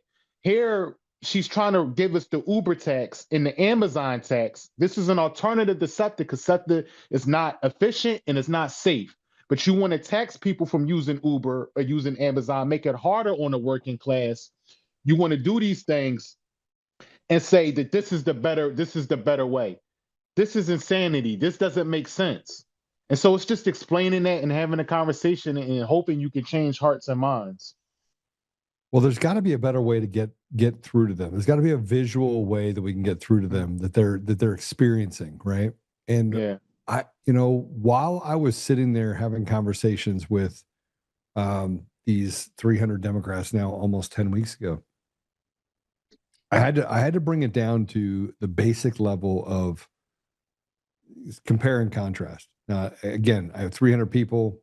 I let them talk for 3.5 hours, right? And a lot of this is that people don't ever feel like they have a voice. So you get 300 people in a room. When you talk at them, it's different than having them talk to you, right? Because you build. They get to hear from everybody else in their community too, right? Mm-hmm. So I listened for 3.5 hours as each one of them told me what was wrong, like how they saw their community and what was wrong in their community. And yeah, there was a couple stupid people in there that frankly were stupid, right? They said stupid things like, I need another marijuana clinic or something stupid, right? But a vast majority of them said the same things that they say over in Republican land, right? With people that just want better education and want trade schools and opportunity for our children, and we want lower crime. And I mean, the things that I heard, it made me go, we're not any different. We're not any different. But at the end of it, I asked how many people had an abortion, and I got some information out of that. And I said, how many would you still have an abortion if you had free healthcare and free childcare? And it went from 100 women that put their hands in the air to 10. They would still have an abortion if they had free healthcare, free childcare, right? And I said, well, illegals are given all that money for free healthcare and free childcare, and they step over you and they offer you the only thing that you're allowed to have, and that is genociding your children, right? Genociding another generation, and they do it under the guise of that's your right. I said, but the illegals get it. People that don't belong here get it. So they're spitting on you and giving it to illegals. How does that make you feel? And the place erupted. Like they feel it. They feel it. So they could finally feel or understand what I was saying because I compared it to what was really happening. And I don't know how to get enough people in the room where they'll listen because there's so much pain. So much pain. I mean, Democrats are pissed. Well, a part of that too is you dealing with people, trying to get people in a room. I don't care how popular you are, how big your platform gets. It's hard when you got people who have their personal issues because they have you working all day, right? In order to bring home a decent check, people are putting in 12 plus hours, 16 plus hours in a day. You got kids, then you got your leisure time. People are hooked on fantasy football. You got people, we spoke about this before. You got, people are so distracted now, so it's hard to really talk about the issues. And so when you got and part of this is just where the money's going on our side for, say, we on the Republican side and the GOP, they don't spend any money like the Democrats do on messaging purposefully. And so when you're not speaking about, like, the Democrats spend all this money about, and they try to play to people's hearts. Are we the ones that care about the, humanity? The illegals, they have it hard. They're trying to escape the cartels. They're trying to, do this. Our big machine are not in it to do that. Our machine is in it for whatever crumbs that they're getting, whatever, contracts or backroom deals that they're getting to stay in office. That's why Senator John Thune doesn't want to pass this, the SAVE Act. How does Congress have such a low favorability rating right now, but you're still able to win elections and keep your seats? Well, you're benefiting from the fake elections just like the Democrats are. There's no way somebody like a John Thune or Lindsey Graham can keep their seat. No, unless there isn't. Unless you're benefiting from election fraud as well. And so it's not, we don't care. We're not spending our money on messaging. When we're trying to build from the muscle, we're trying to build our platforms, from the ground up. So we have, we can hit a video that might get 100,000 views. Something really might go viral and get to 1 million. But it's harder when you don't have that machine behind you, like the Democrats are spending $300 million on fake protests. And it's all psychology. When you got people who still watch CNN, who still watch The View or MSNBC, even their local news, their local Channel 10, their local Fox, they don't know really who George Soros is. We say these things. We know what they're doing behind the scenes, the Lloyds of London or whatever like that. We know who these people are, but the average Joe Main Street, when he sees 100, I don't know if the numbers are, say if you got 10,000 people down in your city hall or whatever, and they're all holding beautiful signs. Everybody's dressed in like signs. We know they're crazy. We know these protests are fake.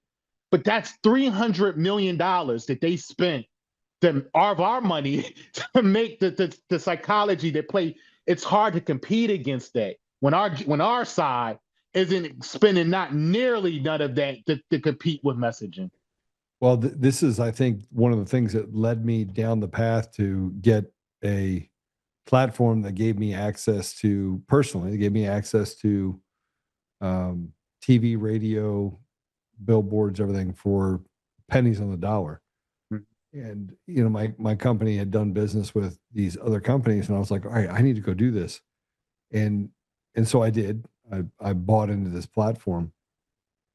And the amount of success we've had has been tremendous. But then I started looking at, even if we did have $300 million, John, they would spend, that would add up to like $15 million in buys, because the grifts would be at every level. They'd be taking their cuts. By the time you get down to the bone, you have 8% on it, right? Mm-hmm. So 8%'s left. There's not enough money, meat on the bone in order to get that done. And you're not going to get the earned media because you don't own CNN and everything else. And so there's not an appetite right now that I can see to do right by the people if we don't start capturing the people. Does that make sense? Like the people at the very top, they're just, I mean, President Trump excluded, there's not an appetite to spend the money that's necessary to get the message out there. So we've got to be able to be more creative on how we create those opportunities to get that message out. And maybe we got to go ahead. I'm sorry. No, go ahead. Go ahead. Yeah.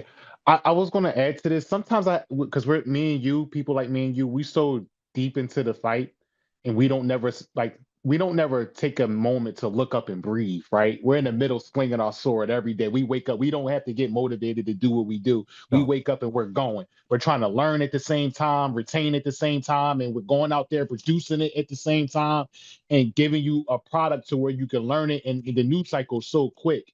But I want to say, sometimes I have to remind myself that in 2024, 78 million, and probably more if it wasn't for the election fraud, because the states that Kamala did win, they don't have any requirement for voter ID.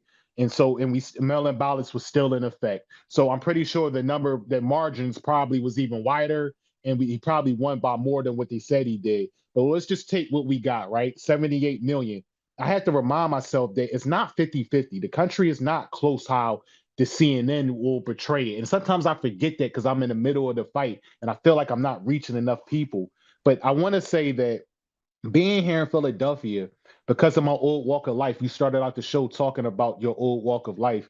And like I said before, for the people who haven't unfollowed me yet, for the people from my old life who haven't muted me or blocked me, they don't always engage on my posts.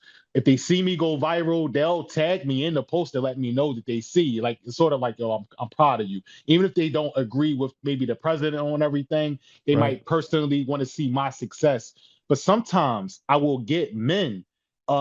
It's majority always men. They will be in my inbox. They don't always engage. They don't always post political content, but they'll say, I agree with you, yo. Like I'm on the red, you know, I see what you're saying. And I'm like, dang, okay. So what I'm doing, like, it's resonating. Working. It's working. Yeah. Like, you know, and I don't stop to look up and breathe all the time because I'm just fighting. And so I just want to say that to you. Like, I believe that if the country is more red than what they're portraying it to be. And that's why they're fighting so hard to not secure our elections. We secure these elections. All right, 20% of the country, 25%, we probably never be able to reach them. They too far gone. Some of this is mental health issues, and you can't solve that, you know? So that leads me down to, well, if it is working, then how do we reproduce it? How do we reproduce the parts that do work and make sure that it's spreading more across other cities too? Because turning Philly red would be great, but turning every city red, I mean, can you imagine? But here's what we contend with, though, John, and this is a big problem. We contend with betrayal on the side of the Republicans as well. Like they are owned. They are owned by people that they have to do their bidding. And so we also not only have to get people to convert to the side of the red, let's say the People's Party, but we then have to give people we have to give people the ability to come together and say, all right, Now that you're red, now we have to make promises. We have to make sure our candidates make promises to the people to say, I'm not going to betray you, right? That I'm not going to take the pound of flesh or the money from the special interest or lobbyist groups. Right now, we don't have that. That's not where we're at. It's not the situation we're in right now. Yeah. It's going to take people like with a mindset, like, because we come from a different walk of life, so we know people. You got to use your discernment. When you got when I see in Philadelphia, or even Pennsylvania, because this is where I'm at, everybody wants to run for office, right? And it's like, and I'm judging you, like I'm looking at you, like, are you competent? Are you real? Are you a real person? Are you a salesman? Are you a car salesman? And I can I haven't been doing politics all my life. So when I'm hearing people with these long story careers of how much they've been doing, and I'm seeing how effective you've been or not been, and I'm seeing what's working for you and why it's not working for you, or whatever the case may be, it's going to take more people getting off the couch, real people like me and you, who decide to step up for these positions, and people who are in a position to do that. We have people who want to join the movement. A question that I hate, even though I know it's genuine, and I welcome it, I don't want it to stop coming. It's like, how can I help? I hate that question. It's because if I start telling you how you can help, you're going to give me 1,000 reasons why you cannot do that, what I'm asking you to do. So you'll be like this. Yeah. So listen, you know how much, you know what you're capable of. You know what your position in life is, whether your work life, you know what your family life situation is. You know if you just want to be a donor. You know if you want to run for office. You know if you want to go to city council with me. You know if you're good with the with spreadsheets or whatever the case may be. You tell me how you can help. And so the more people who hear us talk and say, I can be effective, I'm good at graphics, I'm good at merchandise design, right? It's the little things. So I feel like when you get enough people to find out where they fit in at, then we will get better outcomes. Because a lot of people see, I'm not shy, right, about what I want in my life. I feel like, I'm very honest, and you get people who try to sell you BS. Like they lie about wanting to be successful, right? I've never seen a microphone or a camera that I did not like. You can tell, like, I like going in front of city council. I love it. I'm fighting for my country. Yes. Two things can be true. I'm on the right side of it. I'm fighting for God. I'm fighting for my country. I'm fighting for my family. But I love it. I love to speak. I've never been great at anything in life. I felt what I was great at. So you'll get people that'll look you dead in your face and lie to you and tell you they don't like the camera. They don't, but the thing is, you got people who do it for the wrong reasons. And so when they finally get in power, they'll compromise everything just to stand next to this person, to take a picture with this person. I've had people who was talking big crap about Flip Philly Red, me and a co-founder critiquing all our little moves last year in 2025, 2024. This is what you need to be doing. This is what you should be doing. Yeah. Now that we're gaining traction, now that I'm doing interviews, now that you see us going viral, now you see the big accounts throwing us up. Now everybody want to come take pictures with us. Now everybody want to come stand next to us now. I don't forget. I know who you really are. So that's the problem that we face in the party. I'm telling you right now, I passed your name out to some of the biggest names out there, podcasters. Thank you. And thank you. And I'll have you on as many times as you'll come on. I saw your video. I saw your video and I was like, I sent it over to the team and I was like, get him on now. Thank you. I'm forever grateful for that. Listen, it means the world to me because I dreamed about being important in life. I never knew it was going to be for my country. This was not on my bingo card. I just knew I wanted my last name to mean something. I knew I wanted to make my mom proud for all of the wrong things I was doing in life once life started clicking for me. And so I feel God had it on his bingo card for you, bro. He had it on his bingo card. Thank you. Right. Sure. So I feel like if you could get more people to use their talents to do the Lord's work, to do what's right, we'll have better outcomes.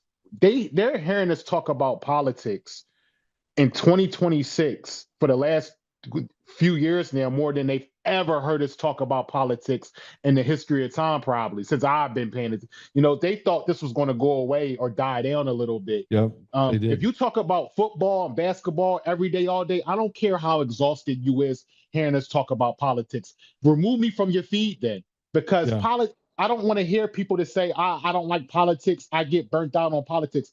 Politics is every day, all day. Soon as you step outside, the world is political. So I need you to care. So we got to continue to have these conversations and hope that the righteous people step up and do the right thing, once they get in position. What if we changed it a little bit? Mm-hmm. What if we created it, we gamified it? What if we could gamify it? What if we could gamify the ability to get people involved based on belonging to, like, being warriors, right? Remember the 18 to 25-year-olds that ran on the beaches of Normandy, right? Mm-hmm. They knew they wouldn't be fathers, knew they wouldn't be husbands, knew that they wouldn't have children. Right. But they did it anyway because they knew that the cause, like they could see the light, that they were doing this for a noble reason. Right. I think there's a lot of noble people out there that would get involved if, and frankly, getting involved is no different than standing on a street corner. It really isn't. You make a good point. You make a good point, because I tried to, this new coalition, like I guess my generation and maybe a little bit younger who's joined in, like I try to have fun with it. Like it's daunting, right? It's real. It get dangerous. You see the president, they just try to kill him again the other night. Yeah. Charlie Kirk, was assassinated. You get people who get it. This is real life. It gets daunting, but I don't know how, but I still try to have fun with it. So when you talk about gamifying it, you kind of, I don't want to use this word, but I guess, you make it like a cool thing to be a part of. So you are a superhero in a way. In real life, this is the real life adventures. So like I put up, just to have fun with it. When Danielle and Zoe came, Chicago Flips Red. Yeah. And amazing. if you're, they're amazing, by the way. They're awesome. So when I'm putting my little montage together, pictures to throw up on Instagram, you got different platforms for different things. When you're swiping, somebody might have 7, 8 pictures up on the thing, right? This is to go into what you're talking about. What I did was I took our picture, we took a group picture. I took that picture and I made it into a comic book. I put it into one of them AI apps. I said, transfer it, make us look like, some superheroes like in a comic book, and have with the word bubbles up and all of that, just to have fun with it.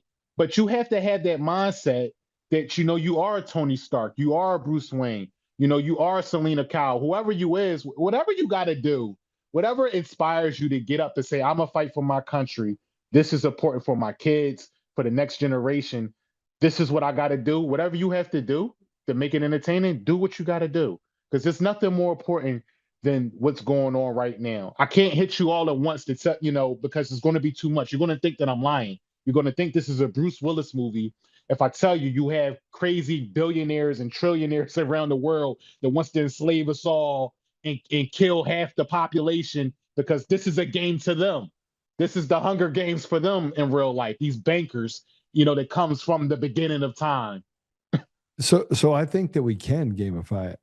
I think we can get people. I mean, you call it warriors. Look, people join, but we got to be. Here's the problem.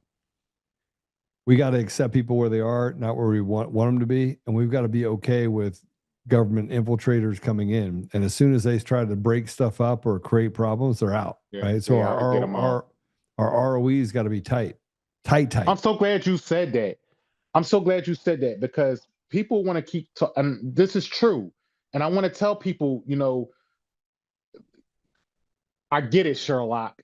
I get it. That's what I want to tell people. I know it's both sides. You're not telling me nothing that I don't know. The longest the devil exists, there's never going to be 100% righteous side. You're going to have infiltrators, but it's to your point, you just got to get them out. I don't have the money, the influence, or the name, or the connections to start a whole new party and have the resources to keep it 100% pure.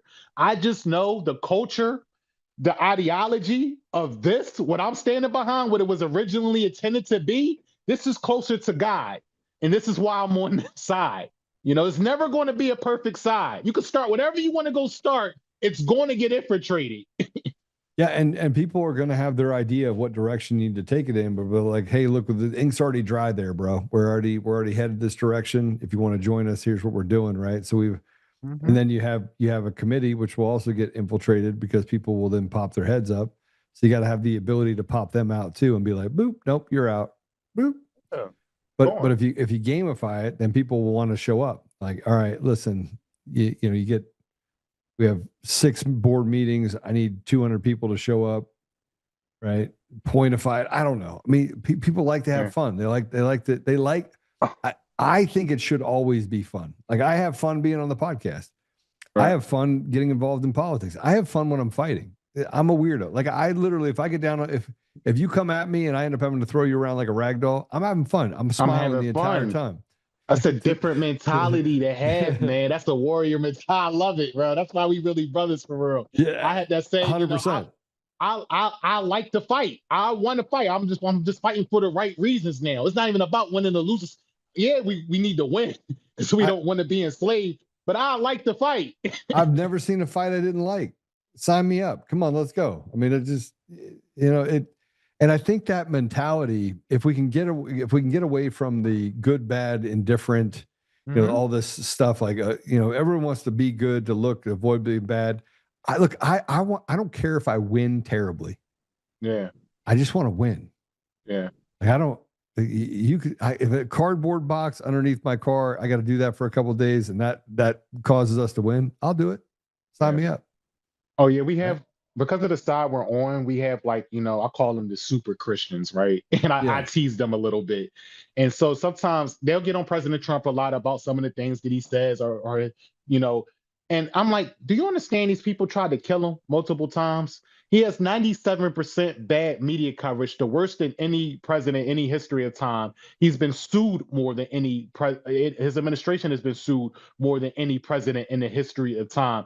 He's had 34 fake felonies. He's had the impeachments, the Russia hoax, all they call him a pedophile, all of these things. And so when he decides to lash out, and I'm not saying it's right or wrong, but I'm saying I have grace for him because I understand if somebody was trying to kill me, then I might be a little short-tempered with people too. And some people might get called piggies. Some people might get the bird every once in a while. Some things might come out that you're not used to hearing. You know what I'm saying? But they've captured the vernacular. They've captured it. And then the Christians have captured it on our side to capture us. They tell us that, you know what God wants? God wants just love. No, Jesus flipped tables, okay? And the Bible is filled with stories where you had to fight. And frankly, the idea that you're upset over somebody's vernacular and president said mean tweets or whatever, are you equally upset at the fact that they're grooming our children, cutting off penises, genociding an entire generation, and taking away opportunity from Black people while importing this replacement theology from foreign countries that, frankly, they're not angry enough, and it pisses me off. I'm like, that's not even a comparison. I don't care. How in the world? Good. Get upset. Get upset at that. Now come over here. They're going to cut off this little boy's penis. How do you feel now? And they're like, oh, I think it's wrong. That's it. Yeah. That's it. I think it's wrong. It's the same thing with the Iran war. It's the same thing with the Iran situation. He said, first of all, he didn't start a new war, but I'm not even going down this rabbit hole of this Iran thing. But you have people. I mean, look, at the end of the day, look, I don't like war ever. Right. I don't want people to die. Right. But enough's enough, right? We've done this thing where we've kind of sniffed around the edges, and take care of it. Now, the part about Israel going into Lebanon, I think is diabolical personally, because Lebanon didn't do anything. It's sitting on the sidelines. Right, you go in there and destroy churches and do what they've done. It's unforgivable, frankly. Right, I understand. But you can have the two things can be true at the same time, right? Everything is very nuanced. It's not just always black and white. They'll say that they're attacking Hezbollah in there, and Hezbollah is hiding in the churches, or they're hiding in the schools and stuff, and that's why I had to kill the children. But and it's not right, bro. It's not right. You don't have to kill children. Period. End stop. Right. It's never going to be a good reason to do that. War is nasty. You know, it's not. It It's is. not. And if I tell people, if America was to pack their bags up, if say even Israel, for all of the wrong that they do, right or wrong that they do, they was to stop doing what they're doing. You know how many women, how many men, how many fathers, how many brothers, how many husbands, how many sons have been killed over the generations over there? When if we pack all our bags up, do you think they stop doing what they're doing, Iran, trying to get No, revenge? no. Do you think they stop We've funding already the ink's dry, bro. We've already killed enough people that we've created a whole generation of terrorists. Right. So you're not gonna stop. We should have stopped it 50, 60 years ago if we're gonna try to do it. Right now, we're just servicing the symptoms of all of the things that we've been doing over the last 50 years. Exactly. So when you know China, if they don't produce their own energy and they need, you know, Iran and these other places, and all of this comes through that route of the Strait of Hormuz and all that, it's very nuanced. You know, China's our enemy. You know, some of these other countries over there don't produce their own energy like America does. So, you know, it's a very nuanced conversation, and it's, you know, but I just, man, I just have this mindset that I'm in this fight. It's a war. It's a war. It's a spiritual war. It's a war where we're at. And we need more men to step up. We need more men to embrace it and get in the fight, man. Get in the game. Well, I tell you, I think we're in a place where it's not getting better. It's getting more obvious, right? But here's my problem. We're not just fighting the Democrat Party. We're fighting a rotted judiciary where these judges, they're disgusting, right? And everywhere. I mean, you want to fix the system, take away immunity from judges, right? Make it so judges can be charged for crimes that they commit because they're committing a lot. Mm-hmm. We have a rotted legislative branch that basically betrays the people on both sides of the party. We have stolen elections that are allowing all of these people to be put in their positions. I mean, if I started loading you up on all the problems that I see, you'd go, okay, we can't solve it. But we can solve it. We can build density and we can actually get people in the I actually think I was sitting here, I wrote a bunch of things down on gamify, go work that problem. I'm going to sit over here on my whiteboard that's behind me, and I'm going to literally gamify this deal and be like, okay, here's how we get people involved. And then I'm going to call you and be like, John, we've got it. I've got the key. Got the plan. Key, bro. Let's go. Right. But we got to recruit. You know, I said this 5 years ago. We have to create unlikely alliances. Yeah. And people are gonna get mad at me for saying this.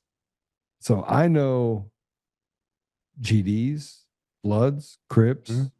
I know them all. Right. I know a bunch of them from and I've played football with them. I've broke bread with them. I've prayed with them. Yeah. We've got to have some unlikely alliances. Right. We've got to build unlikely alliances, and we've got to go there. We've got to pray with them, because these are the people that I've never seen anyone at the lowest point that didn't want their children to literally have access to opportunity, no matter where they are. Yeah. Even the most lost individual. And we have to start figuring out a way to get people to work together that wouldn't even pass each other on the street. Does that make sense? You got a point that they're not ready for this conversation yet. And so I tell people, right, like I personally, John Allante McAuley, I personally have embraced conservatism. Mm-hmm. That's me. So yes, I'm a MAGA Republican, so whatever label you want to put on me, but I've chosen to live a different type of life. Not everybody that joined the MAGA coalition is a conservative. Right. Not everybody that came over here is living that type of Christian type of life. You know, it was a coalition. You've had Muslims that came over here. You had Jewish people over here. You got Chinese people over here. You got whites. You got all different. You got gang members that was putting up Trump signs and all this in 2024. You had this. They chose to go about their life a different way to how they wanted to obtain the things that they felt that was necessary for their family. Are we going to agree on those things? No. Did we used to do some of those things? Maybe, sure. Did we change it at a certain point because we felt this was, more conducive or better for our lives? Absolutely. You have a segment of our coalition, this Republican coalition, who probably will never accept that, won't accept that, not ready for that conversation. But you got to remember that we are all Americans. If you want to win, that's the party, bro. That's the party. The People's Party, the American People's Party. You're going to need people that's willing to do things that you're not willing to do because you don't have the stomach or the heart to do that. Now, you know, they had the mindset, they had that type of temperament, they had that type of energy in them to go get results. You know, you got to do some things that are not pretty because we're being attacked right now, you know, by these globalists and these people that will do satanic things. They're not satanic, bro. I mean, I'm gonna tell you something. The loyalty inside of these, these Satanists are on one side. These gang members, I don't believe that most of them are satanic. I believe that most of them are good people. They, as a matter of fact, they believe in God too. I'm talking about the globalists. I'm talking about. I agree with you. Yeah. I'm talking about not necessarily them. You know, you got people, Christians, they Christians and they gang members or whatever. You know, and you're not living a Christian life. I'm not saying you're walking with Jesus. But you got people who might have a rosary in his hands and like, south side of heaven, bro. South side of heaven. South side. Right on that edge. You know what I'm talking about? I'm not saying they live really close. Life. It gets hot down there because they like the heat, but it's not there yet. They're still in heaven. Still in heaven. Right. So, you know, but yeah, to your point, man, you're going to have conversations with people you ain't never thought you was going to have conversations with that try to save America. You know, they're willing to act. Pray, stand, speak, act. Those are the four things that I tell people they have to do. I built a coin around, and it's all biblical, right? And I put on, you know, the armor of God. So I wear a ring. We've got a bunch of brothers that wear rings. And but the concept of it is that pray first so you never become the very thing that you're fighting against. Stand up, always stand. A man should never be sitting down on his butt trying to fight. Right. Speak. When you speak, always speak truth and act. So I love it. So you're and when you talk about speaking truth, Galatians 4:16 is very clear. It says, "Am I the enemy because I tell you the truth?" And so many men are afraid to tell the truth, and they're afraid. They don't even know what the truth is because everyone's told them that what they believe and what they see is not real, but it is real. Yeah. Men got this, it's innate. Like you have things in you, and everybody has a conscience. Everybody knows right from wrong, but as a man specifically, if I'm just talking to men, you know, you have this natural thing in you to be a leader, to be a certain way, to see the world a certain way, to move a certain way. Now, you might not be acting on it properly as you should be, but every man has that in them. It should that spark should be in you somewhere.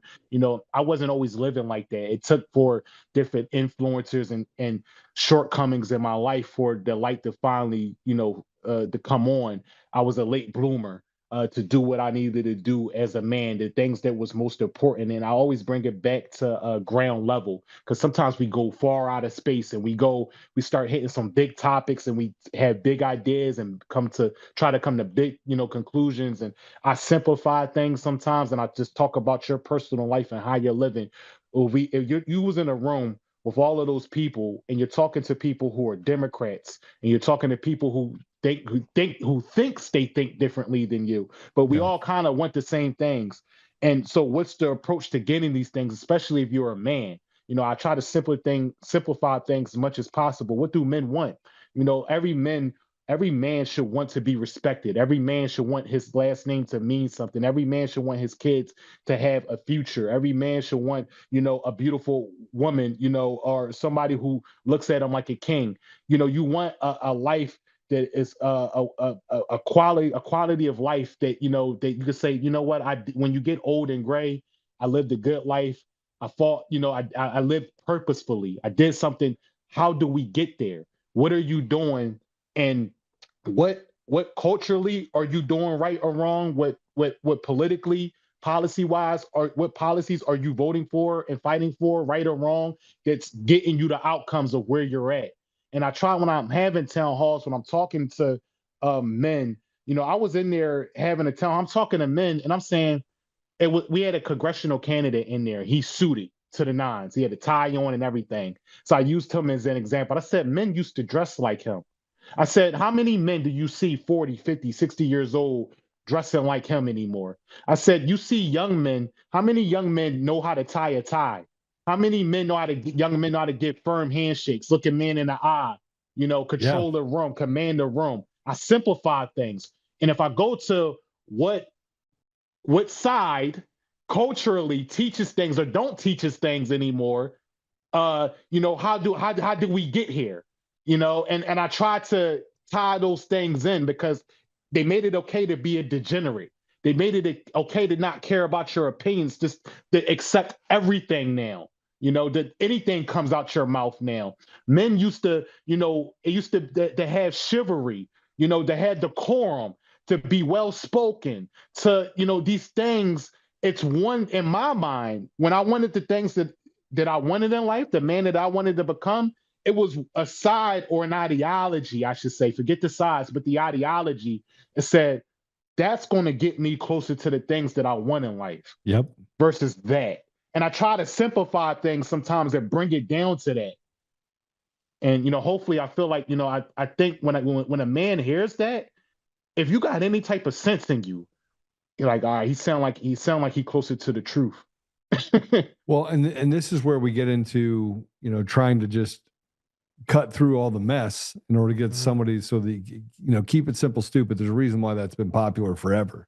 Right? We want to keep it as simple as possible. We want to come out the other side understanding how we worked the problem and what the outcome was. But there's a saying that I have when I talk to people, right? And you just brought it up. Not everyone leads the Christian life. Not everyone. And this is the hardest thing for my Christian friends to accept. And I was like, listen to me. You got to accept people where they are, not where you want them to be, right? You have to embrace them where they are, and you have to be a good example for them so that they'll want to follow you. That will lead them to Jesus. The other part won't, right? This idea that you're better than them or you have more than them, that just leave that stuff aside, right? You gotta accept them, embrace them, love them right there, because we're going to battle, and you want that person to have your back. They can be an atheist, but if they have your back and they have a firm grip on loyalty and what it means to do the right thing, I'd rather have that person than somebody that goes and hides in a hole and says, oh, I'm sorry, I was afraid. Yeah. No, that's true. You're going to have people who might not be praying to the God that you pray to, but he really still might be a good person. Yeah. You might I know people who know the Bible in and out, and they horrible people. Like horrible. You hustling God to me. So yeah, you can quote it frontwards and backwards, but you suck as a person. The most important thing that I'm taking away from what you're saying is to be the example. And I couldn't tell people to care about your image, your health, the things that come and not represent that. So when I started making this transition to the life that I'm living now, and we talked about this when you first had me on, this gym culture and the discipline that came with that. And all right, look at my results in life. Look how fast you've seen me ascend versus to the life I used to live. Because I talk about every man should have you might want it a little different. Everybody got their flavors and their different taste of things that they want, but it's a core set of things about, as a man that makes you feel respected and fulfilled. It's a certain box that every man should have, in their thing. And so if you see me ascend because I've been living a certain way, I started caring about my appearance. I started caring about my health. You see me in the gym religiously. I don't miss a night. That discipline helped me have confidence to go in a room at City Hall and speak against 500-600 people that I know 95% of those people in there are going to boo me, think differently, hate me, for whatever. It gave me the confidence to do that. It gave me going back. More importantly, you keep coming back. It's taught you that strength is something you don't grow stronger by staying away. You grow stronger by going straight at it. That's how you get stronger. Yeah. Some weeks it might be a Monday or Tuesday. I know Thursday coming up. Do I feel like going down here this weekend? All right, but what did the gym teach me? Do what you need to do when you don't feel like doing it. Now you said, and I'm so grateful for you having me on your platform. I'm grateful for you giving my name out to other people that you know. I'm grateful for every time that I went viral. But, a certain respect comes with your name when you're living a certain type of way. You have people that adore you or look at you because they respect your heart. They respect, the work that you put in to learn the things that you know and have the courage to say the things that you can say. They say, oh, I wish I could say that. I wish I had I was in a position to say what you say, that it's like, wow, like, okay. And you take that and now it's like, I have a certain responsibility now. When I get online and I post something now, I can't just post something willy-nilly now. I have a certain responsibility, a community that I'm speaking for now because, they want their families to be represented a certain way. And I'm not even a lawmaker. But my influence now matters. I think that's important. And frankly, with that comes a great amount of responsibility. And by the way, I'll be the first to tell you, I speak very boldly, and I've been attacked at every front. Every front. I've been attacked for, saying things about fake Jews, not, they're evil. They're like synagogue of Satan. It's in the Bible. Sorry. It's Revelations 2:9, Revelations 3:9. And there's other things. I just use those because it says that they will come to you and tell you that they are of, and they're not. Right. And so I'm a very vocal person when it comes to cutting out evil, period. And that makes it very unpopular at times. Right. Oh yeah. But I'm not gonna shy away from it. I have no interest. I'm gonna continue to speak truth, and not my truth, but the truth that's right in front of us. You can see it, right? And it's uncomfortable, and it should be. Right. Sooner or later, if I say it over and over and over and over and over and over again, you'll get it. Yeah, for sure. I tell people be careful with that too, or with me or anybody like us. I said, don't idealize me. Like, don't fall in love with because you're not going to agree with everything that I say. And then one day I'm going to say something and then you're going to hate me. And it's like, well, I told you you're not going to agree with everything that I say. You might agree with 75, 85, 90% of what I say, but leave that room. Yeah. And it's okay to disagree sometimes. We don't have to agree on everything, but that, our core values are the same, and it takes courage to stand up for what you believe in, even when it's about to piss even your own side off. I do a lot of that too, unfortunately. Yeah. Well, John, we're gonna get together. I promised we would. I'm running for state chair right now for the state of Colorado. It's gonna be a battle, and it shouldn't be. I mean, like, I'm probably the only one that can fix it ever, and I think in the entire country, frankly. Yeah. But I'm gonna keep fighting, and but I'm gonna get out there to Philly, and I'm gonna. Man, we have got to connect, and we got to get connected with what's happening in Chicago, and we gotta create a coalition. And frankly, I want to go have a conversation with the most unlikely people, because those are the people that are they're our brothers, they're our sisters, right? So, how do people follow you? At Allante McAuley on all platforms, ALLANTEMCAULEY. That's across all platforms. I'm proud of you, bro. I'm super proud of you. I'm proud of what you've been able to do and accomplish. And I'm more proud of the fact that you haven't given up. You continue to fight. You're going to win. Thank you. I appreciate that. Yeah. So, and I'll reach back out to you probably in a week or so. May 30th is the race, is the deal. So you got it. Let's go. Mine's May 19th. You got it. Yeah. So how's that going? Great. I think because of my name recognition.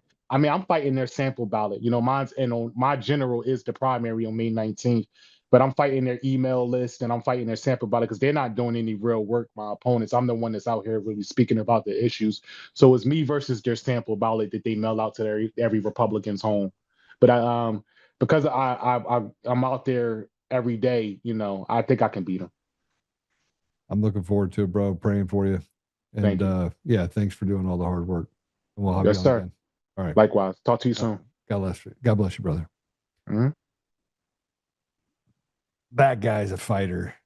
John's a fighter. He's going to do some amazing things. Just watch what happens in his life. Like, this is just the beginning. He thinks that this is at a full fire. I will tell you that give him a little bit and he's going to do some incredible things, not just in Philly, but around the entire country.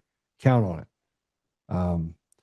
So I'm going to go ahead and pray us out. It's 5:00. Told you I'd be out here for 2 hours, but Apple Podcasts, Google Podcasts, Spotify, Pandora, iHeartRadio, TuneIn, and more.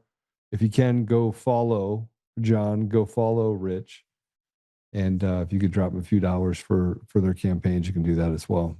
I don't know why I feel like everything's just going to work out. I just feel like I'm in that place of Zen almost.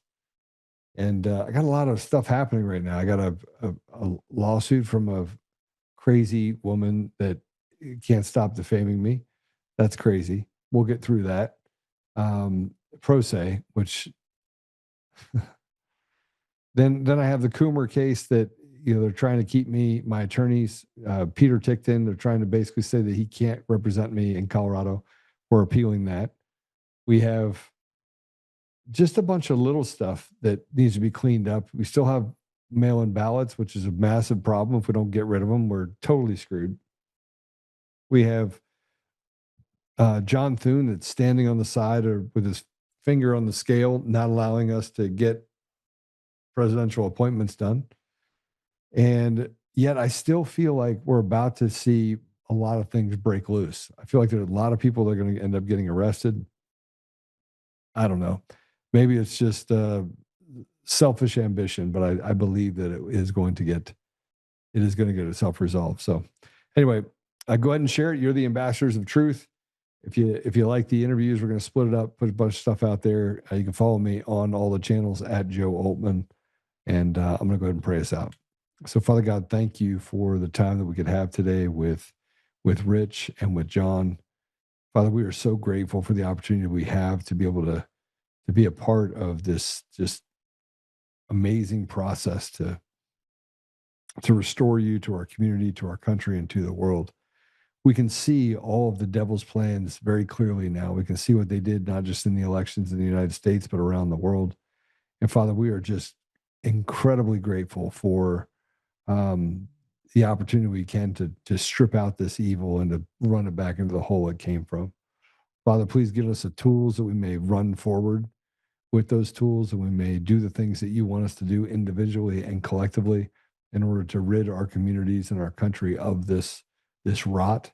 We recognize what the judiciary has become. So Father, I just ask you that you would supernaturally just crush these people that have come in positions of power and authority that are just evil people doing the biddings of other evil people. We knew this wouldn't be a easy battle, Father. We knew. But we are grateful for the opportunity to be able to stand together and to build relationships with each other. So Father, I just ask you to give us the strength and the courage to continue to stand, but also that we can have discernment. We never become the very thing that we're fighting against. And we can take the time to touch grass and to just recalibrate when we feel like we're getting off base. We ask these things, Father, humbly and in gratitude. In Jesus' name, amen. All right. So I'll see you guys tomorrow, same time, same station.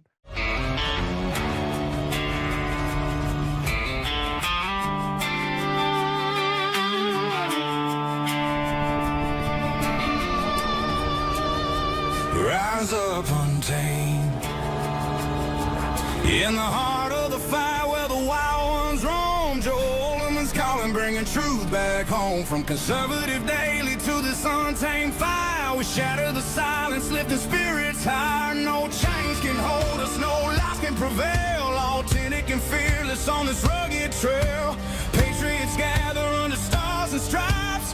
Untamed nation, igniting the night.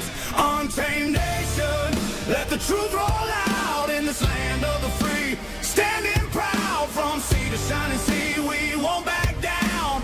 Catch the fire, wear the crown. Untamed nation, it's our battle song, motivating hearts where the brave belong. Yeah, untamed and wild, forever strong. Play it again all night long.